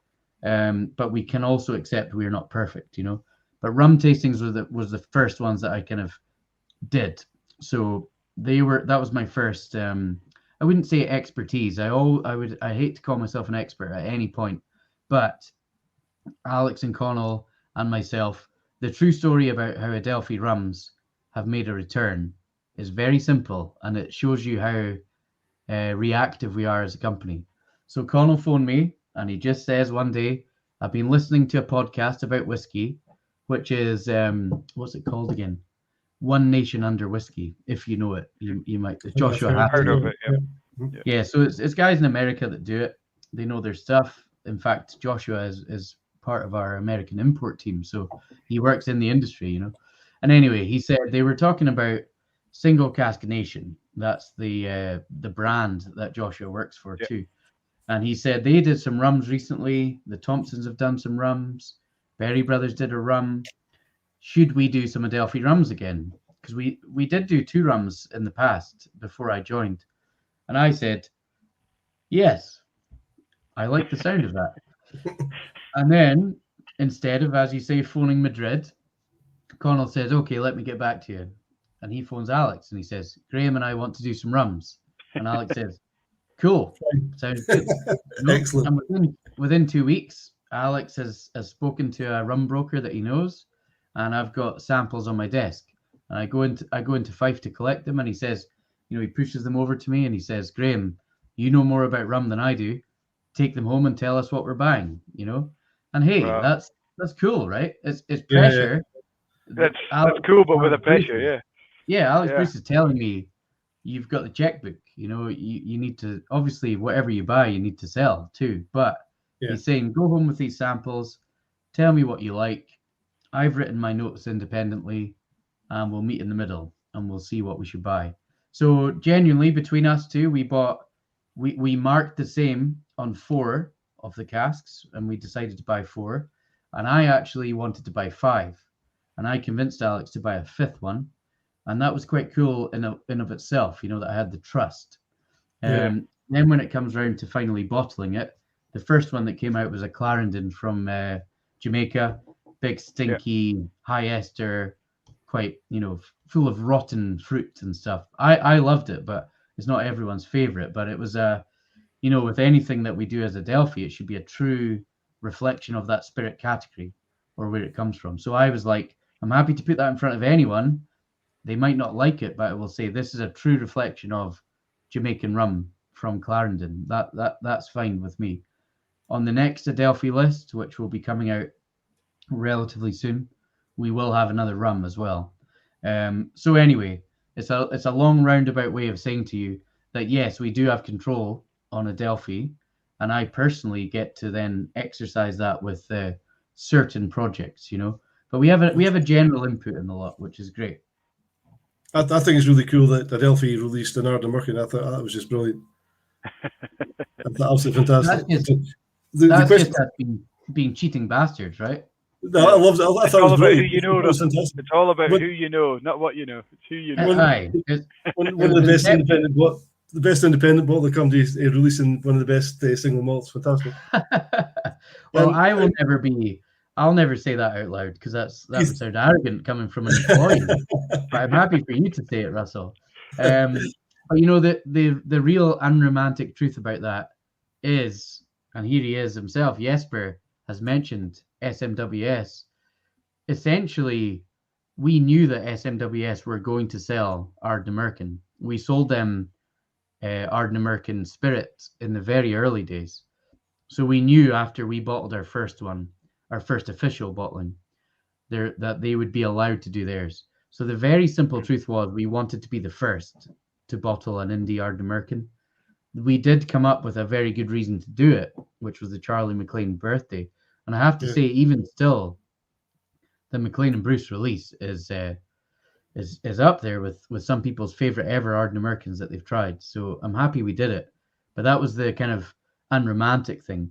But we also were aware we didn't want to be hypocritical. We are an indie bottler first and foremost, and we knew that people were wanting to buy Ardnamurchan, and it wasn't as simple as us saying, no, you can't have it, because we're the ones that are also going to other distilleries and saying, hello, sir, do you have a cask for us? I think one of the hardest things about hearing about all these drams is, and working in the shop, is that we don't get access to the bottles. They all go to customers, and so they're in our hands. They're physically in our hands.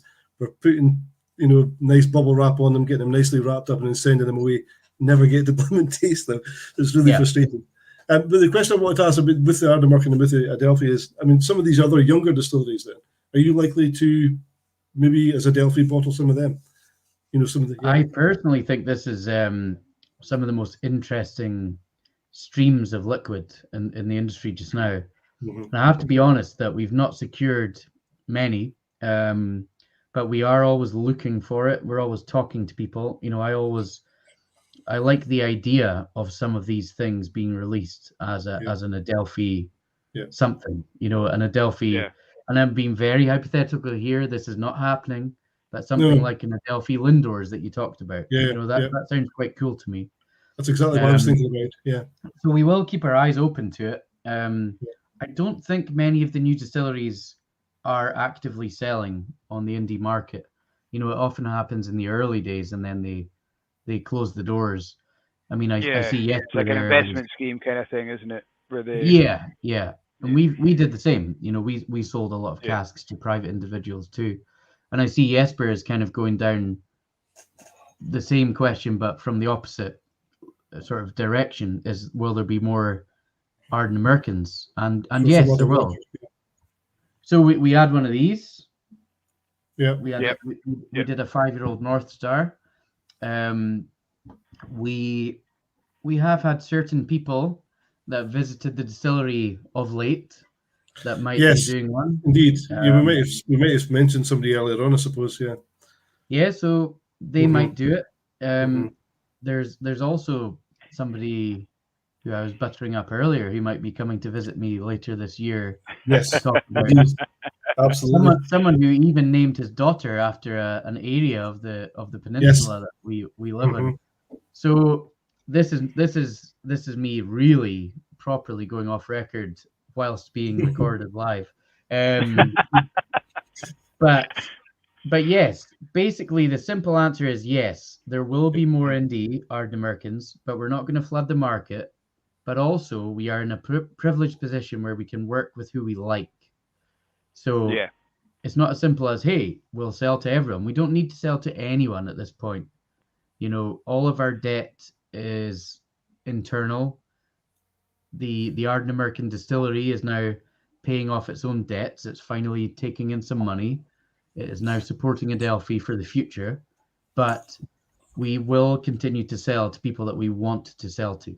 And that's not as simple as, because we think they're the best bottler. It might be an under the radar one like North Star. We could have gone to Cadenheads or Gordon and MacPhail or one of the big boys, but I felt like, North Star, to be totally honest, we used to bottle North Star in Fife, that in the early days of North Star, it was us that bottled it. So we had a good relationship.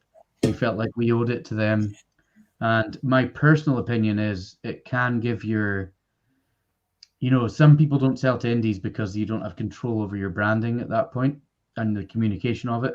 I personally think when you sell to another independent, it's actually a different spotlight on your stuff. And it's a different market. North Star have got their own fans that love it. So when North Star did the Ardnamurchan, it was kind of like, hey, everyone that likes North Star, look at this new distillery that you might not have heard about if you're not an Adelphi fan. So, yeah. I suppose the flip side of that as well is if somebody buys a Cadenheads or North Star or whatever of Ardnamurchan and they don't like it, it tends to not be the Ardnamurchan that gets the focus, is it? It's the independent brand. Yeah. As well. Yeah. Not that would ever happen, but no. You're right. I think if you get to a stage where you're worried about that your independent offering is going to be better than your official offering, then you're in trouble. Yeah. We are always happy that our official offering will be just as good as a single cask offering that we do. Yeah. So that's fine. We don't have any worries that, oh no, they're gonna. It's like the support band is overshadowing the main act, the headliner. Yeah. That's fine. That's not something that's gonna worry us. That's never going to happen because they're only going to have about 200 bottles, whereas you've got an endless supply in warehouses full of casks. So. We've got more casks than we do with Adelphi. Clearly, a distillery. It's all about scale. Adelphi versus Ardnamurchan is two different beasts. And a lot of people have been asking, like, what's the plan for Adelphi? Is Adelphi now just going to be the little tiny, shadow act that just it slowly gets phased out because we got Ardnamurchan on the go? And in reality, it's the opposite. Nowadays, Ardnamurchan will actually support the growth of Adelphi. Yeah. As you guys know in particular. Yeah. Jesus, Adelphi is hard to find. And it's hard to... Oh, God, yeah. It's hard to allocate. Apart from this guy. Apart from this little guy. Apart from that one, everyone should buy the £20 Adelphi Dancy Man. Absolutely. The other little wee blend that I got was the spirit of, was it Yeah, Spirit of Soonard. Yeah, you get that at the distillery. Yeah. And also still, you can still get it at the distillery, because I bought 2 bottles in the wee shop just at the end of the road. Gosh, what's it called again? It might have been the Salingetti, or that's the one, the Salingetti. Yeah. I bought 2 bottles and they took them home. Fantastic. But you can still buy that in the distillery. You can, yeah. Distillery only, as far as I'm aware. Maybe still out on the local area, actually. That's again, it's just in the high £20. I mean, it's just fantastic. Yeah, we make no bones about it. It's a recipe that Charlie and Jamie Walker made years ago, and we don't make it. It's made for us, and that's how we can sell it for £20. But Charlie said on more than one occasion when we have a chat with him that, we always ask about the go-to dram. What's your everyday drinking dram? Because people at Charlie McLean get to drink the £10,000 dram kind of stuff and all that. But he said that the Adelphi Spirit was his. That and Johnny Walker Black Label was his kind of 2 kind of go-tos. Just the kind of bottle you can grab off the shelf, and and anything that's available in a petrol station as well. Anything's available at a petrol station. I'm on to Glenfarclas. Absolutely love this distillery. Love the whiskey, and I also love the film The Gentleman. I think Hugh Grant's part that he plays in there with the ching ching is fantastic. Yeah. What was your first whiskey? What was your first kind of memory of drinking whiskey? It wasn't a positive one. In all honesty, really is. It really is. You're right. As I say, I was a Dooley's boy, and then I graduated to really hardcore things like Glen's vodka with Fanta, and I'll happily admit I was drinking terrible alcohol for far too long, actually. And then it took me a while. I think even when I worked in the Blythswood, I was still not entirely into whiskey. When I worked in Brisbane, which was before the Blythswood, everyone just heard my accent and assumed he's the whiskey king. He knows everything about it. All whiskey inquiries to Graeme, and they would say, "So tell me more about Glenmorangie," and I'd be like, "Oh, my granny lives in Tain. It's the same place." I couldn't tell them any technical details. I'd say my uncle Willie, who lives in Allness, he still has a bottle with the 10 men of Tain from it. And I would just tell them anecdotes, and they'd say, "Oh, this guy knows this stuff," And in reality, I wasn't loving drams. I was learning to get to grips with them over that time. But I remember specifically, and it's one of these, it's now become a unicorn one, but in the Blythswood, there was a guy called Fred, and Fred was probably in his 70s, if I imagine. He was a local. We used to have a lot of locals in the Blythswood, funnily enough. You'd think it would be a lot of people that would stay. Oh, Jesper has remembered it. I'll need to tell you guys about the story too. The only place I have ever said this story in public, and it was in Denmark, and of course the guy who was there turned up tonight. I'll tell you that after. But there was Fred, who came in every Friday night. He sat at the bar. He ordered a Manhattan, and he ordered a Mortlach 16 Flora and Fauna, and he ordered it with such regularity that I was kind of like saying to the guys, "So what's so good about this? There must be a reason." And Fred would say himself, "This is the fucking best." He'd run these Glasgow, like he had money, but he had a foul mouth, and he would just sit there and have his little drams. He'd chat to people and he'd leave. He was a lovely bloke, and he would every week he would order that, and that's not that long ago. That's probably, when did I work there? 2013, 2014. That's how readily available that dram was back then. Yeah. And so that was the first one that I specifically remember thinking, "Wow, this is something." And I did not appreciate the full kind of rarity, the full Mortlach of it. I just thought this is like a complicated dram. I didn't have any language or vocabulary to describe it, but I was just like, this is not the same as other whiskey I tried before. And I thought, again, the switch was going off. I always think the switch goes off and it never goes in reverse. when you realize, my God, there's a world of Yeah. whether it's whiskey or wine or gin Yeah. or whatever it might be out there. When the switch goes off, you're just like, I'm in trouble. You know, Yeah. there's a lot. You're down the rabbit hole and there's no coming back. Yeah, absolutely. Yeah. So I think the honest answer is I don't know, but the kind of romantic answer that I now pulled out of my subconscious is Mortlach 16 Flora and Fauna was for like, even in the Blythewood, like £3.50 a nip. Yeah. Right. Those were the days for, and Fred was the one who had clearly been drinking it for like 20, 30 years, you know. Fantastic. So we need to know about the £1 haircut. I haven't said that. I was on holiday in Tain a couple of years ago. Well, not Tain, Edgerton. We were out the back of Edgerton. I went to the Blether distillery, but I got the best haircut I've ever had in my life for a tenner in Tain. No way. Turkish barber. I mean, it was the best. My hair's never looked so good. Best haircut ever. A tenner. The guy took about 40 minutes. He had razors and all sorts out, and a tenner. I felt embarrassed giving him a tenner. I thought I should be giving you 30 quid for this. Yeah.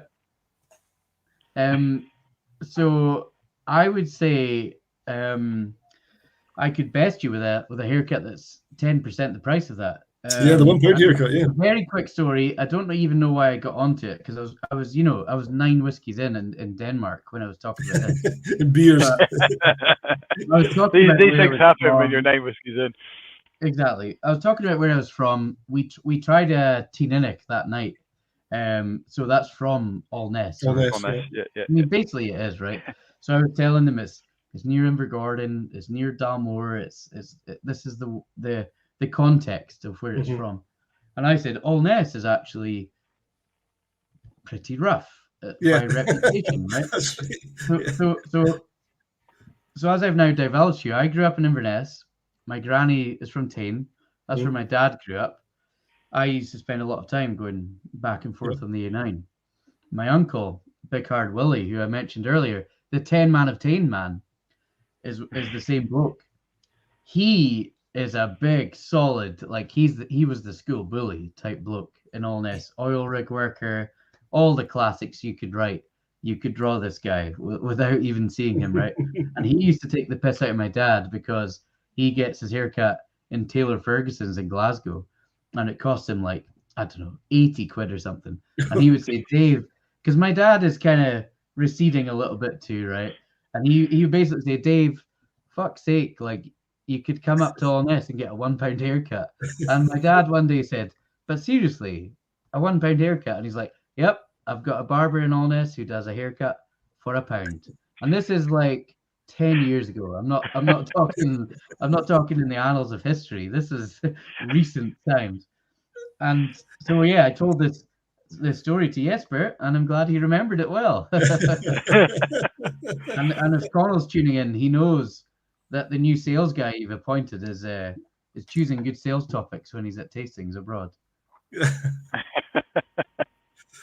Fantastic. The wee emoji that Jesper's got on the end of the comment looks like he's had a £1 haircut as well. Yeah. So. Well, that was the thing. Unfortunately for Jesper, you might have qualified for the same haircut. I was saying my Uncle Willie didn't have much hair, so he was in reality it was a quick like, and you paid for the electricity bill. You know, that was it. That was the pound. All right. Awesome, brilliant. I mean, great. We could sit and chat for hours. I'm sure. We're now at almost an hour and 45. Heading for Ian McAllister and Ian Forteeth territory here. Uh-oh. yeah. I mean, it's our last Blether of the season, and we're not going to be back until the end of mid-January. Well, mid-January. I'm more than happy to sit on and chat a little bit more if you are. We don't want anyone to. We've still got quite a few viewers on, so if you're happy to stick around for a wee bit longer, then we're happy. Yeah, let's go. Let's break the 2-hour barrier. Let's break the record. Okay. Let's go for it. It's a record. Okay, we better phone up Guinness. Well, you've got Guinness here. We've got them on there. We've got them on. Look, we got Guinness here. They're present. Connell's watching. Here. I hope you're feeling. Get some whiskey down you. Yeah. That's somebody else who could do with a £1 haircut. Is it? I don't, Connal, if you're watching, feel free to jump in if you're feeling up to it. Yeah, I'm not sure if you've got the link, or I think you do. Feel free. No, it's just Let's just continue to insult him from a distance. Yeah, from absolutely. Yeah, we don't have to work with him tomorrow, but we do have to stay on side for that next release. So. Yeah, true. Well, I'm just going to show you my final dram of tonight, which is a little Buna handful one. Was that mine? And I don't think I can get it up close enough to see it, but that says Manzanola or Manzanilla. Oh, nice. Yeah. Oh, yeah. So to my shame, my only trip I've ever done in my life to Islay was probably 4 years ago. So this was a 10-year-old full-time Manzanilla cask, 55.1. And this very whiskey has influenced what I want us to do at Ardnamurchan, because I personally think Ardnamurchan is showing a lot of, as I said earlier, salinity, funkiness. For me, Bunnahabhain is right up there with the best. Oh, Jenny, the marketing manager is tuned in now too, and I'm promoting all the other tasting. Tell you what, guys, Distell is where it's at, right? They've got a fine stable of whiskies, way better than any other West Coaster you could find. I've just ordered a 12-year-old cask strength, so I'm looking forward to that. Oh yeah, one of my pals did too. It was a pretty good price actually for it. I couldn't turn that down. I do think for a major, I knew I had one of these kicking around. Oof. What's that? What does that even say? The Carrag.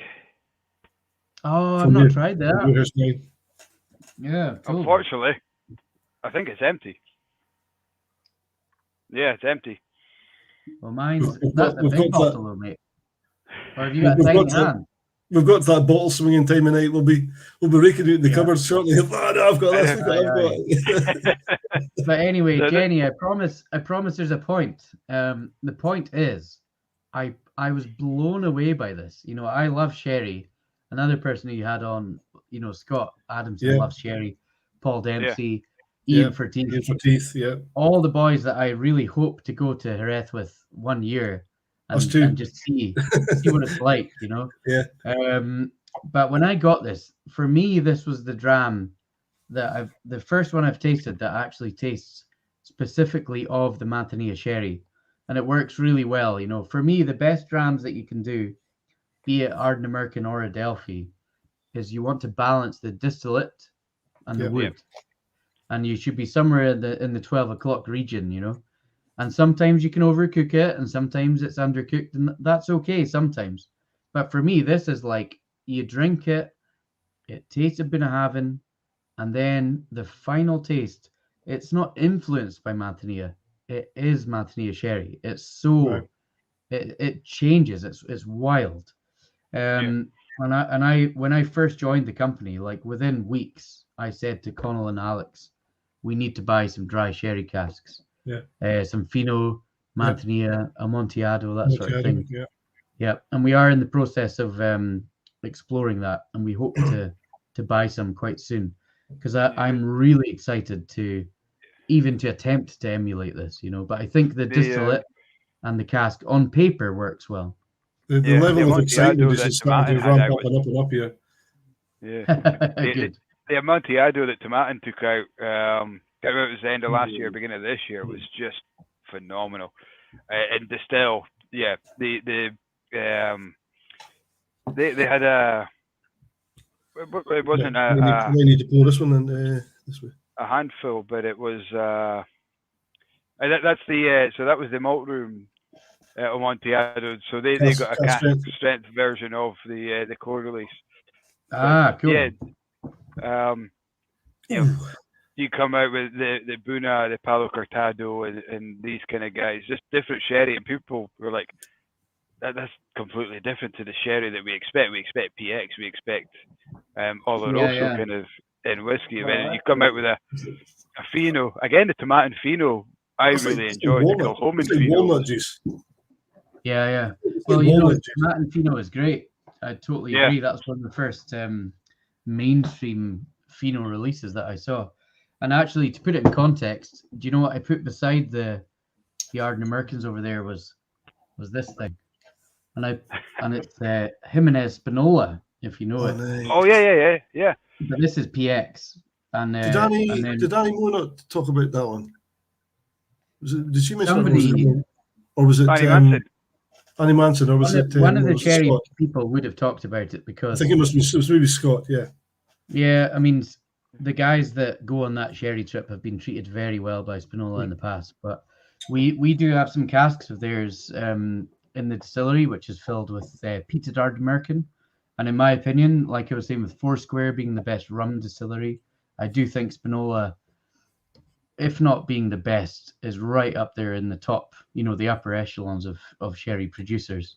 And I actually brought this back from Denmark in that famous shop I was telling you about, because I could not walk past it. My arm just reached out for it, But anyway, I think that it is worth talking about the differences in sherry casks sometimes. Because when we talk about sherry, it's Oloroso and it's PX. And maybe if you're being really critical, it's a colouring agent as much as anything. And hey, we're all cynical and we all think in this journey, we don't care about branding, we don't care about packaging, we don't care about, all we care about is the taste of it. But if I put 2 drams out on the table and it was these two, which one is everyone going to gravitate towards at a festival, It's like the subconscious thing. It just turns you into a zombie and you're like, look at the dark sherry, With a release of Carnmore that you used to work for, Graeme, not that long ago, and we took all the bottles out and for a photo just in the shop, and the dark one. I mean, they all sold out because it's a good brand, but the dark one didn't even hit the shelf, and it just gradually the rest kind of went. But it's always the dark one that goes first. It's just yeah. Well, here he is. Hi, Connal. No surprise. Joining us for the second hour, we have Connal. For the third hour. Hi. How are you? I'm okay. I'm not feeling as hot as I should be, but I'm trying to batter it to death with a dram. Yes, that's what you do. So What did you pour? What's that? What have you poured? That is a Glencadam 17, actually. Nice. I think is that the new port? No, it's not out yet. There's a Tony Port though, yeah. Yeah, I know. No, I hope he's not watching it. Almost like that slip there. No, I don't think it is. No, it's just something that we did a wee trade off with Ian at one of the whiskey shows. I think it was London show. Graeme and I did a wee trade, but I just thought I'd pop in for the last 5 minutes. I managed to catch most of the stream, but it's been great. Thank you. Thanks for popping in on my behalf, Graeme. You did a far better, superior job than I would have been able to do. My head's full of mints. I'm sure. Yeah, no, it's completely understandable. It's a busy time, and obviously you've been jet setting around as well, so completely understand. But thanks for popping in. It's great to see you. Great to have a quick 5-minute chat with you. So yeah, absolutely. I'm sure the guys at home are delighted that you've taken the effort. Looks like we're gonna break the 2-hour record. What was that? Was that Mark Watt's record? Was it? No, Mark. Well, I don't know. Russell was on, but we were about this time. It was Forteeth. It was Ian Forteeth that got the record. He's got the record. Yeah. But Mark, off camera, me and Mark sat on for about another hour and 15-20 minutes. I can believe that. It was unreal. I wish I could have told you the stories he was telling me after when we were offline. I'm sure. But yeah, we'll break the 2 hours. I'm pretty sure. But great news about the new brand, or not new branding, but the labeling. I think it's a brilliant step forward for you guys. Yeah, I think it's the logical choice. I think we set out as batching, as Graeme said, we didn't know what we were going to be able to create and achieve going forward with consistency. Happy with that now, so it's a logical step that we take, and just looking forward to what other limited batches, single casks, and I suppose we should probably get on our horse and start developing another core release. But there's time yet to do that. But that's definitely in the near future, I suppose. Graeme and I, Alex and the team, and everyone need to start looking at what can we do to expand the core range. And what I can guarantee is that we won't rush into it. It will be a natural thing when we feel the whiskey's ready to go into bottle. Right, that's going to be, yeah, really looking forward to it. I think there's going to be pretty exciting times ahead for you guys. Oh God, yeah, absolutely. Yeah, no, we're it's I'll be repeating what Graeme said already tonight, but we've been absolutely blown away by the response that we've had from everyone, and you know, it's a year plus now in market, and we're only just starting to have that opportunity to pour drams physically for people, which is just wonderful.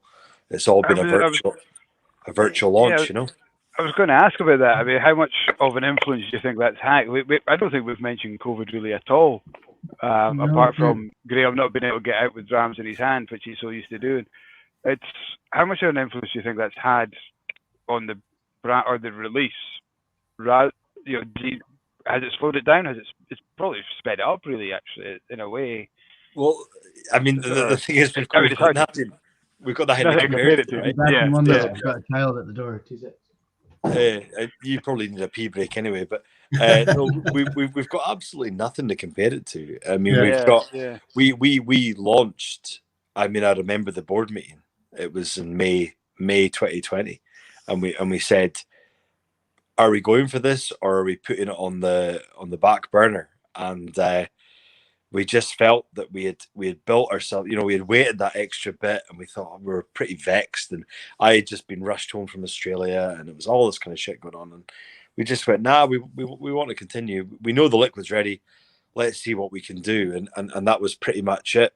And you know, I'm so glad that we did it, because we've learned a lot through this virtual world. We were one of the first ones after the lockdown whiskey festival that Scott Adamson organised. We were the first ones to do a sort of virtual tasting after that, and we've been sort of hitting the ground ever since. But selfishly, I'm chuffed, because we almost get to relaunch again, but in person. You know, so every market that we get to go to, 2020 should have been a extremely, air points year for us, and you know, it wasn't at all. But you know, we're hoping to get out in the market next year and hit the ground running, and actually get Ardnamurchan into people's hands by pouring it for them, and that's the dream. That's the dream. Yeah.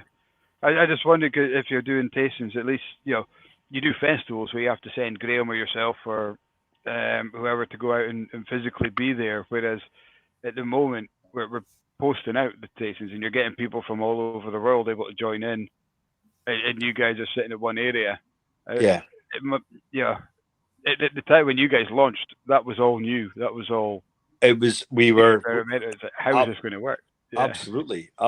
And you know, Graeme and I have literally been in front of 300 people in the Netherlands, you know, on screen. And would we normally get that in the Netherlands? Yeah, probably not, to be fair. But at the same time, you know, it doesn't. Let's be honest, it won't go away. This Zoom, it's still very much StreamYard, whatever it's going to be. It's going to be there for the duration. However, it doesn't compare to an in-person tasting. There is no glass and shaking a hand. No, there is no way it can compare to that. So, you know, we are human beings who enjoy interaction, be it virtually or face to face. And I don't think you can compare the two, to be honest. No, absolutely. We've got you both on screen, and normally we ask this question a little bit earlier on. You walk into a bar, there's no Ardnamurchan, there's no Adelphi, God forbid. What do you reach for? It's a shite bar. You've gone into a shite bar. What's your dram of choice? What do you look for in a bar? Wow, it's a good question, which I'll let Mr. Mackay answer this first, actually. So, if he's not frozen. so my honest I think he's answer just is, pretending to be frozen there. can you hear me still? Yes. Yeah, you're in. Yeah. Yeah. Can you hear me though? Yeah. Yeah, good. Good. I've got my hotspot here. Which, believe it or not, Connal discovered this when we were at Alex's doing a blending session. I promise that this is an accident, but my name is Graeme. So what do you call your Wi-Fi mobile hotspot? You call it G. And when we get to Alex's and he says, we've got no signal, Connal says, join the G spot. He's got it ready to go. And that's what it's called now. So Yeah. I question why you've disclosed that, to be fair, but because we're 2 hours in, maybe. Why you've hired me, Connal. I question it every day, Mr. McKay. But genuinely, I don't suppose I could find that here. well, too. genuinely, when the Well, Wi-Fi went down before the earlier, time. I clicked on the G spot to join that. Congratulations, Graeme. I think he lost it. The G spot. He's failed to find the G spot. He's failed to find it. It's gone. He just couldn't find it. But I will answer your question. If I'm walking into a bar, I am more than likely, if it's single malt, I'm more than likely asking for a Springbank 12 cask strength. And if they don't have that, if it's a blended Scotch whiskey, it probably is Johnny Walker Black, to be honest. I think it's pretty solid, always reliable, and yeah, really happy with it, to be honest. So that's pretty much my two. If there is no Campbelltown contingent, that you're getting really quite difficult now. But I'm quite partial to the odd Talisker, and maybe Clynelish, if it's there.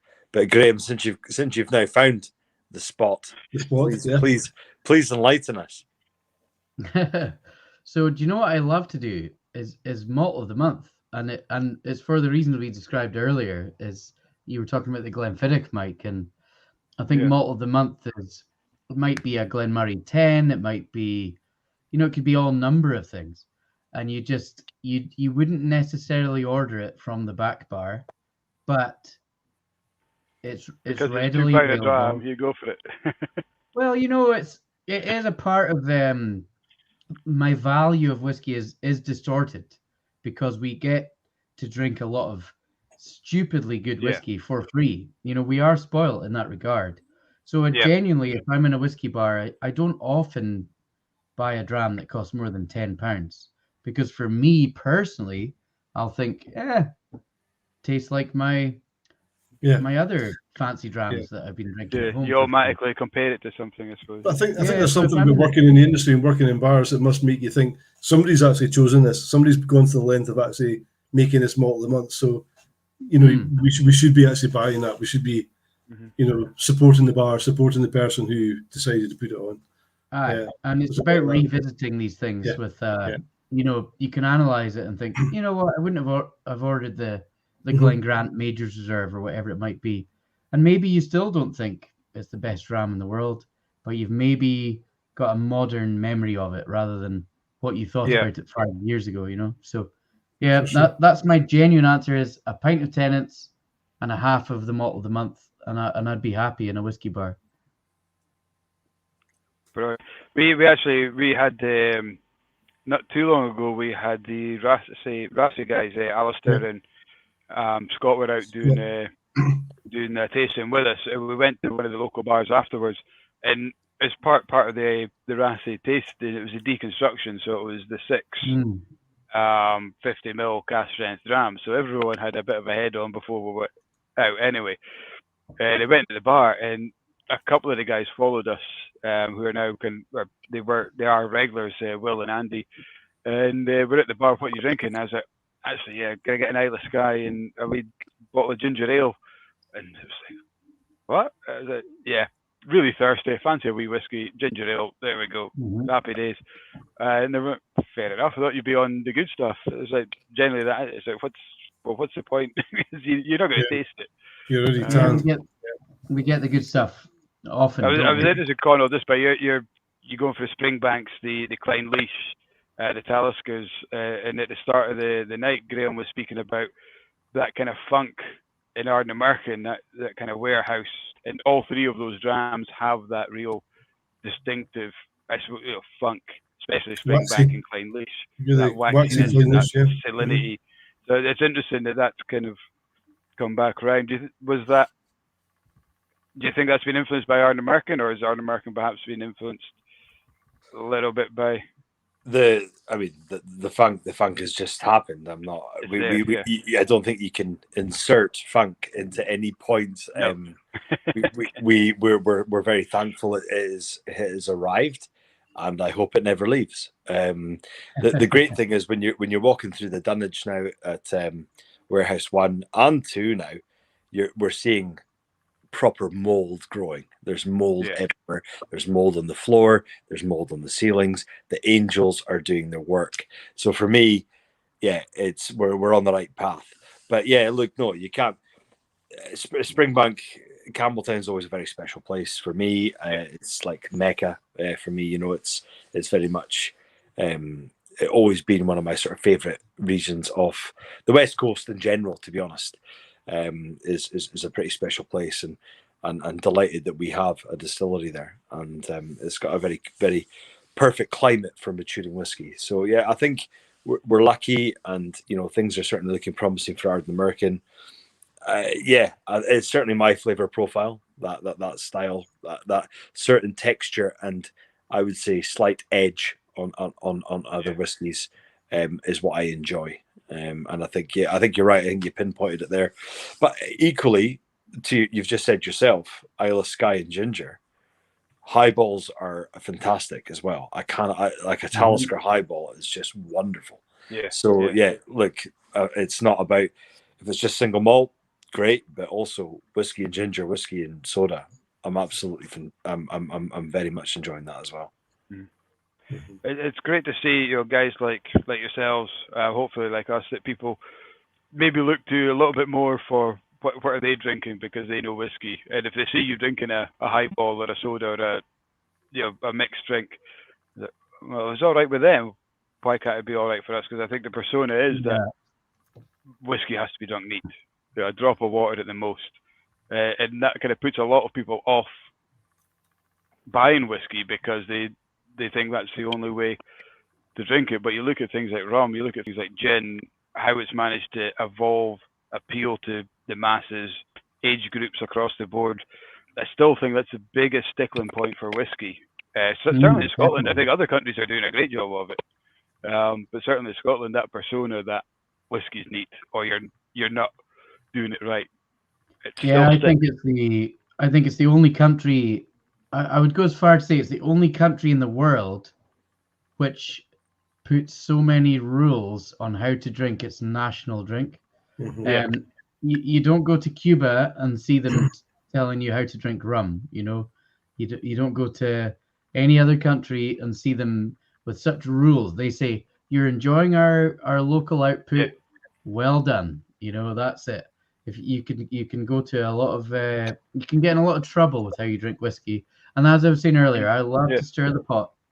I do love to do it. So if I start tastings and I was talking earlier, my bar experience, I would say to people, would you drink, if you ordered a gin martini, do you want a shite gin in your martini? Or if you're ordering a daiquiri or whatever it might be that's a spirit forward cocktail, do you want to enjoy the taste? Then you use a good quality ingredient.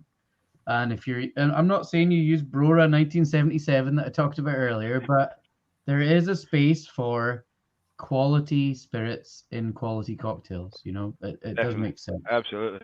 Yeah. Well, the same with cooking. If you're going to use wine for cooking, you should be using their best wine.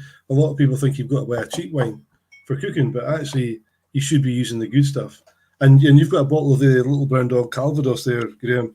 I've been using that for pepper sauce for my steaks. It is absolutely delicious.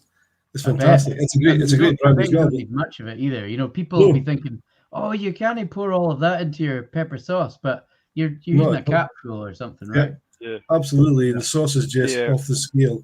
Off the scale. I don't know if you guys caught the blether that we had with Andrew, the little brown dog.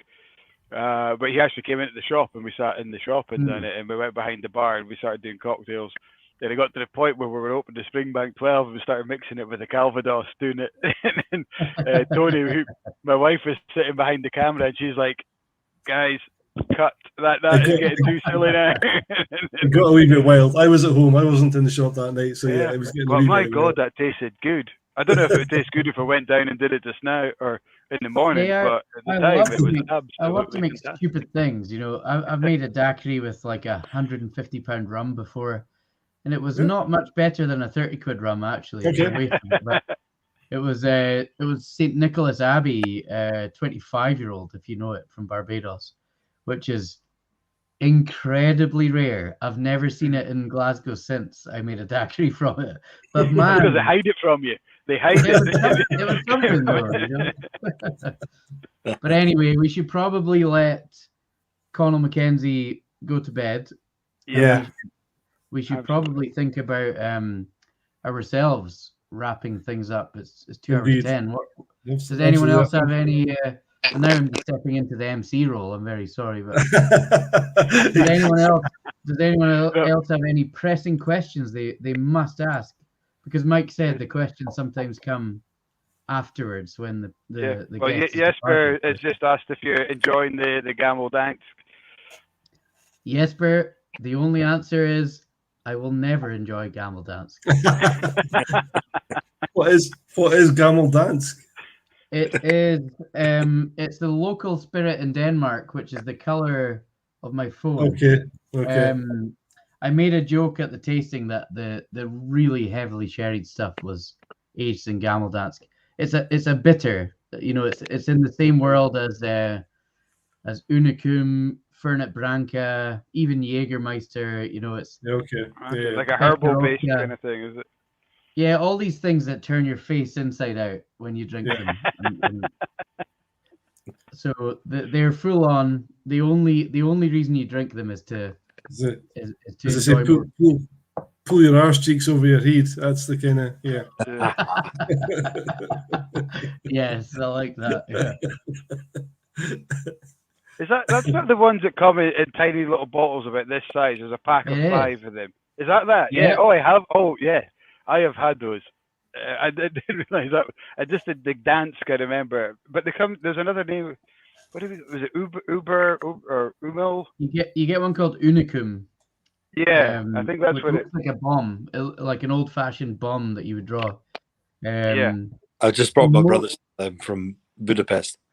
Yes, did you? It's from Hungary. Yeah.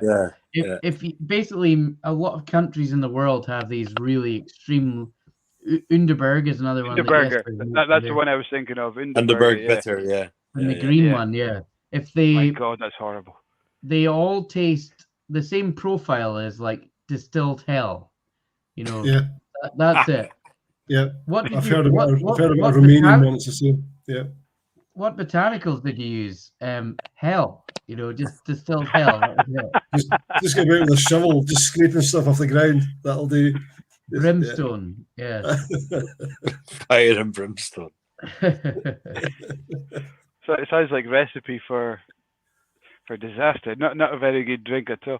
But yeah, that's it. What the Underberg was, that little pack I had, and we had a regular, the Bull.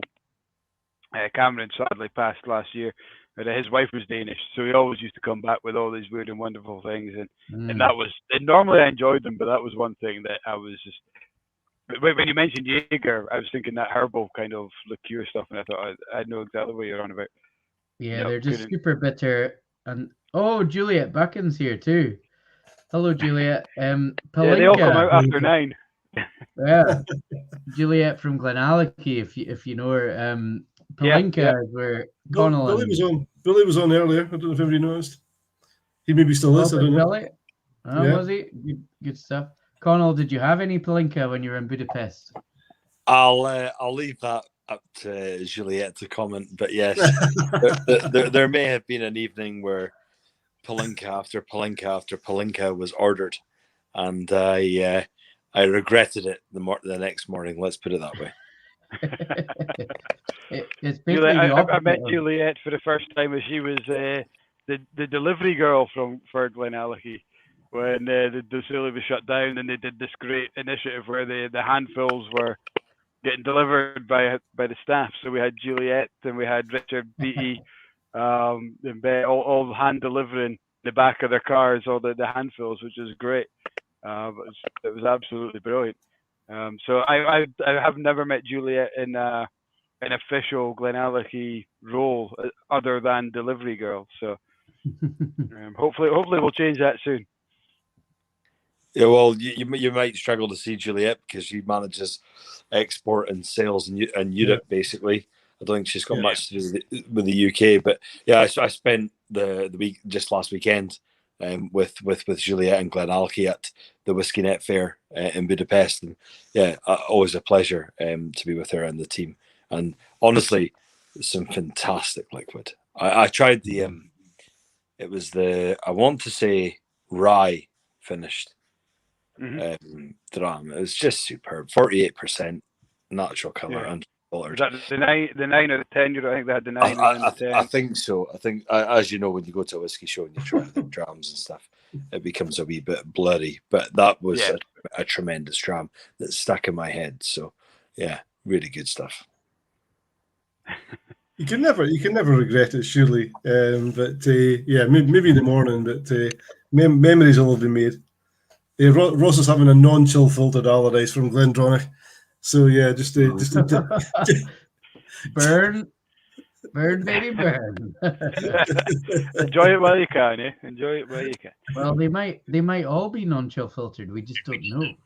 Well, it's just to give us some degree of flexibility. That's the tagline. So yeah. You've been reading too many Glendronach posts, Russell. I drive past it every day, Mike. I can hear them saying it when I'm driving past. It's just to give us flexibility. It's just to give us flexibility. It's just to give us flexibility. But yeah, that's a conversation for another day. We touched on it earlier on. I think we know where everyone stands on it. It's good. Graeme summed it up. If you liked it, who gives a shit if it's coloured or absolutely 40% or I would love to do a blind tasting with the world's whiskey geeks and say, tell me which one is chill filtered. I'm not saying I'm confident with the results, but I would love to see what the results were. Yeah. Anyway, I'm just happy that Connal and I don't work for a company that has to contend with these issues. We just have to deal with people saying your boxes taste like toilet paper. They smell like manure. Well, that's why I'm saying people, mate, if you're drinking toilet paper, it's time to open a few of our bottles and stop selling them. I've always said I would love it. I would love it if Macallan released a whole load of tea. And nobody actually found out for like 40 years. Yeah. Not one person would stick their head above the parapet, would they? Anyway, guys, I see we're heading to 2:20. We could be. I think we're almost at the 40th. We're almost at the 40th hour now, I think. Are we? What was his time? I can't remember. So Ian McAllister was the initial 2 hour. He was the first person. Was it 2:23 for Ian Forteeth? 2:23 Ian McAllister was. Oh, okay, so it must have been 2.5 for Ian Forteeth then. Oh. I think so. And I still think to this day he would be talking if we didn't cut the power. He would still be on. Well, would you like us to tell you about our heavily peated program that we've just? Oh, absolutely! That sounds like a fantastic story. Yeah, let's hear it. But honestly, though, we get a pencil back out. It's Connal like this now. He's like, what? No, honestly, I'm just thinking comment is zero whiskey. We let Connal leave? Oh, right, okay. Connal needs more whiskey. Yeah. Connal, we should probably say thank you for the cameo, but you're welcome to stay as well, of course. But he's going to get more whiskey. We'll get a dram. Okay. He's staying. Good man. So I suppose we better get a heavily peated one then, will we? Yeah, let's talk about our heavily peated program. So, in case anyone still cares, at 2 hours 19, Cheers, thank you. We did do a heavily peated distillate earlier this year, 88 ppm. Is that what you're going to drink? The new make of it? No. Oh, I can I'm going to have see. to try. I can see Oh, the the word Clyde waxy there. 97 Klein Leash, is Pour it? this back in. Oh, that's an Adelphi clean leash. Oh, Oh, nice. you seem to have stopped doing them after I joined. Yeah, can't seem Well, to get I've gone for can't seem to get the stock. the peatiest I could get my hand on. It's short distance. A wee egg. Danny, nice Well, choice. I've got a 21-year-old McNair's Lumbriks. Oh, are we all going Peters that- and I just went clean leash? I'm sorry. Well, 21-year-old Lumreeks from Buchan's territory, right? Indeed, absolutely. Yeah. Aye, that's it. Yeah. If Juliet's still watching, that's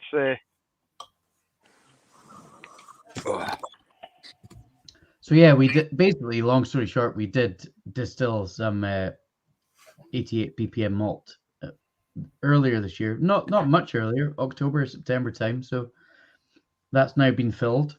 That will now mature, and we'll see what happens to it. What can we call it? That's like a half octomore, like a quarter more, or something like that. Quarter more, yeah.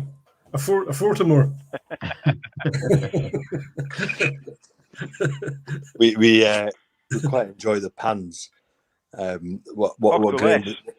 What Graeme would call the pannage warehouse. I'm the master of the pannage warehouse. Oh, I like that one. I like that one. Yeah, we quite enjoy the or I think this might be mine. I'm not sure. When we did the blended at birth, we called it Ardnoch, as in Ardnoch life, the Ardnoch life. Yeah, love it. Yeah. So Cheers to that, Colin. Love that. all about a pun. You need to go for the fourth musketeer. Well, you know, we are as What was that, Russell? I say you need to go for the fourth musketeer for your quarter casting. Yeah. Yeah, definitely. Yeah, but we were talking about. We do go with things such as the Adventure Club. Yeah. Have you heard much about that, guys? Yeah, I yeah. didn't catch that. Sorry. Yeah, was that the sponsor thing you did this year? Yeah. Yeah. So, have you talked about that this evening? I can't remember. No, We haven't. It was on. I've got a list of things I want to talk about. It's probably it's one of two things that we didn't actually pick up on, but we had such a great chat anyway. I thought we could gear it up for part 2 next year or something like that. Mm-hmm. Well, it was a fair trek you guys did. Yeah, we basically myself and Graeme and Alex and Tony and Jenny, we walked across from our warehouse in Fife to Ardnamurchan. It was 205 miles all told, I think, across 11 days, and it was pretty brutal, to be honest. It was full on, as you would expect, walking across the middle of Scotland into the west, and it was a fantastic. It could have gone two ways. It could have been a complete nightmare, or it could have been a success. And thankfully, it was a success. And we very much grew stronger as a team and raised a substantial amount for a Scottish hospitality charity called the Benevolent Society of Scotland. Raised just about £27,000 all told. So, we were really happy with that. And we released a whiskey called the Adventure release, and since then we've actually released a sort of club, if you like, which is basically the Adventurers Club or Adventure Club. So we've got 300 members. We're trying to keep it really, small and intimate, and we're going to release a single cask for that club. Probably February, March time next year. In fact, it's the cask's already been selected. So, we're really happy with that, and we'll grow the club as time goes on. But we're not in a rush to do that. It's more about just doing it in installments, Yeah, you just did it in batches. There's X amount of availability, and then there was a second release and stuff like that. So yeah, we did it in batches of 100. to be fair, and we've got 300, which is pretty much a hogshead, give or take, and we may grow it up to 500, which is obviously we will probably grow it to a bat basically, or 2 hogsheads equivalent, so we can. So the point being that everyone at least gets a bottle of a club bottling, and if we do go beyond that, I'm not saying that we won't. My plan is not to do that, but if we were, then we would do 50 cl to make sure that everyone got at least a bottle of whatever we're doing.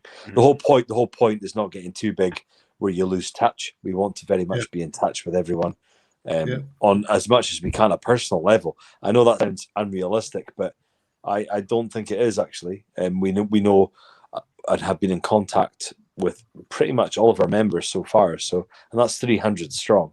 So no, I think it's something we can achieve. I was watching as it kind of got released, and kind of Graeme mentioned earlier on that you're not shy in kind of defending yourselves and stuff. And it was one of the things where people were like, oh, there's none left. And it's like, if you read it, there'll be more later. And then it was like, come on, guys, just have a bit of patience, just read it.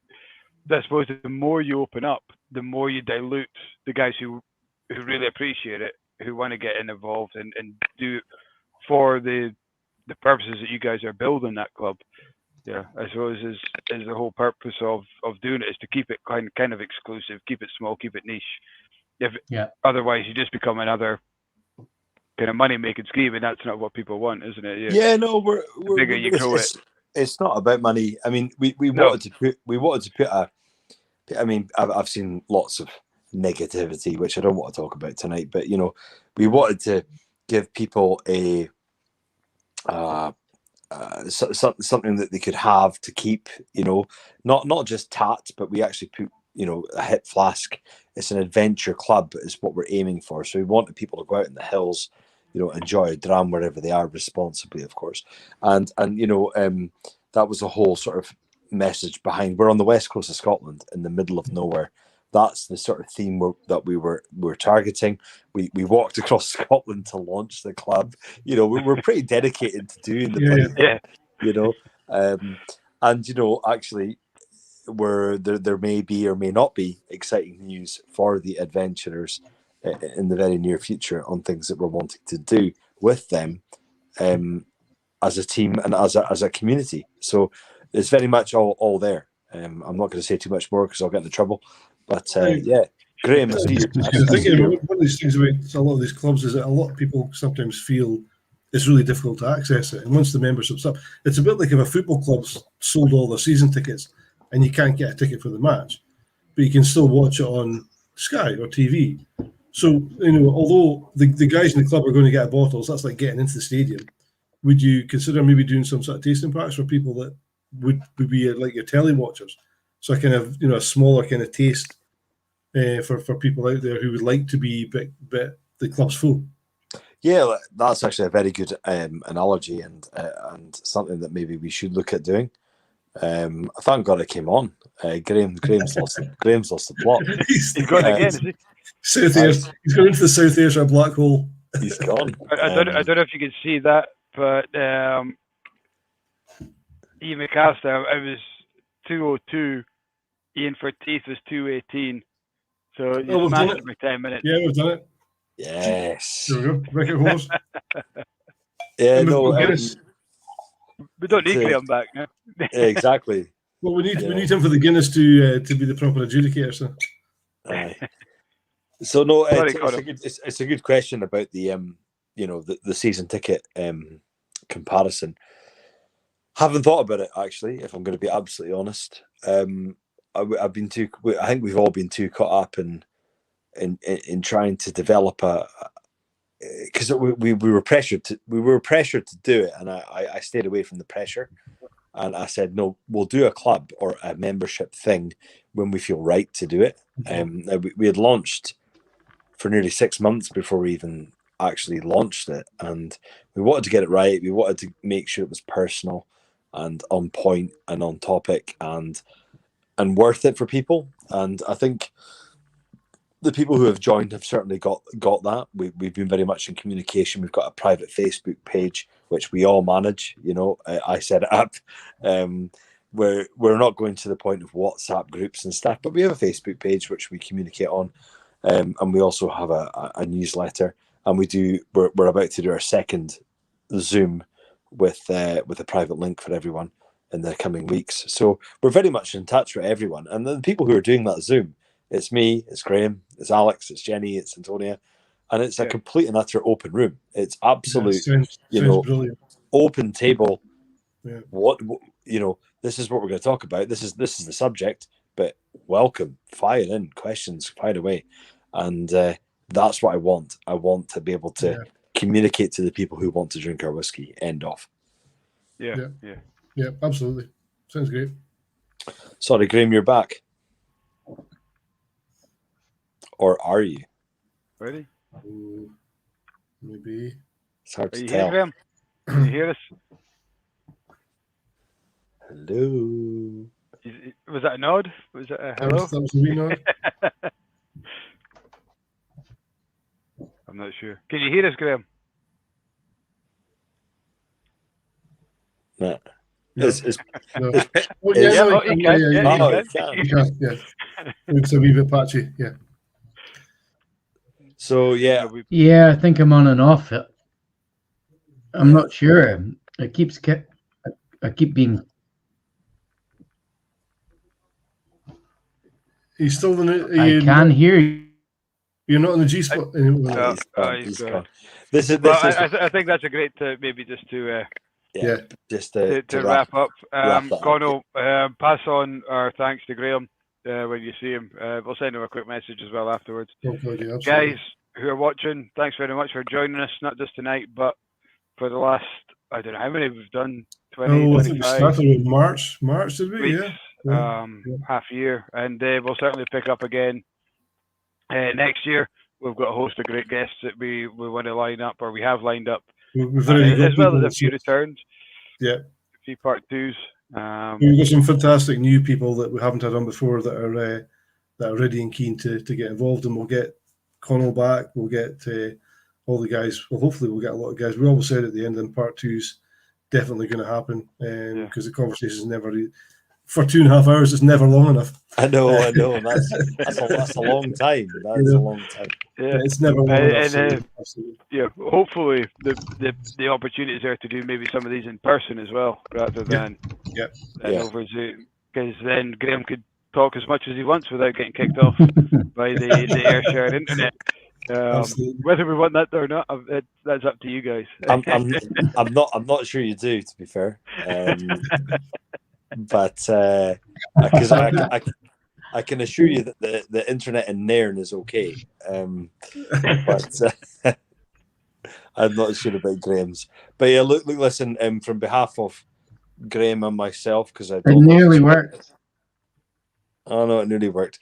Behalf of Graeme and myself, he did the hard yards today, and thanks for having us on. And I'm sorry, I know that it's a wee bit back and forth, but we're delighted to be on chatting to you. And I hope it all goes well next year with your chats. And it's been great. It's been really great to be a part of it. And thanks for having us on. No, thanks very much. It's a great sign that you guys are busy. That it's taken us this long, to get you guys on and chatting to us. You can never be too busy. So thank you very much. Soon too, Connal. Take care, mate. Slàinte all the best. Thanks, guys. I hope you can hear me. Yep. Yes. See you later. Yep. Thanks, Graeme. Good night, everybody. Thanks for all your patter, and hopefully catch up with you in person soon. 2.5 hours. 2:33 record holders. Record holders. Come on. The gauntlet has been laying down for 2020. Just get Mark Watt back on, you'll be fine. We were thinking of getting Kate on as well. We'll get the wife on as well with Mark, and that will be. Book yourself an 8-hour shift. You'll be fine. Guys, absolutely brilliant to have you guys on. To the guys at home, thank you so much for watching. Not only watching tonight, but as I said, the last kind of since March. It's been great fun. Your questions have been really great, and we appreciate you tune in every night or every Thursday night to join us. But you don't have to miss out. We have a lot of tastings coming up, so if you get a ticket to that, you can join on virtually wherever you are and join us that way. So you don't have to miss out on the Blether of shite that we come up with, because I think after the hour mark, that's where it goes. I think it's a Blether for the first hour, then a haver, or a haver, haver for the rest. afterwards. I'm fairly sure it was about 20 minutes that Graeme managed, and then that all turned. There'll be no denials here. I don't know if I can say this so early into November, but if we don't see you guys, have a great Christmas. No. Got to say it, because you don't know when it's going to happen. Speak to you before then, I'm sure, for goodness sake. Yeah. It might be cancelled before then, so we don't. Yeah, that's true. That's true. Guys, pleasure as always, and we'll see you again very soon, hopefully. Cheers. Cheers, guys. Good night.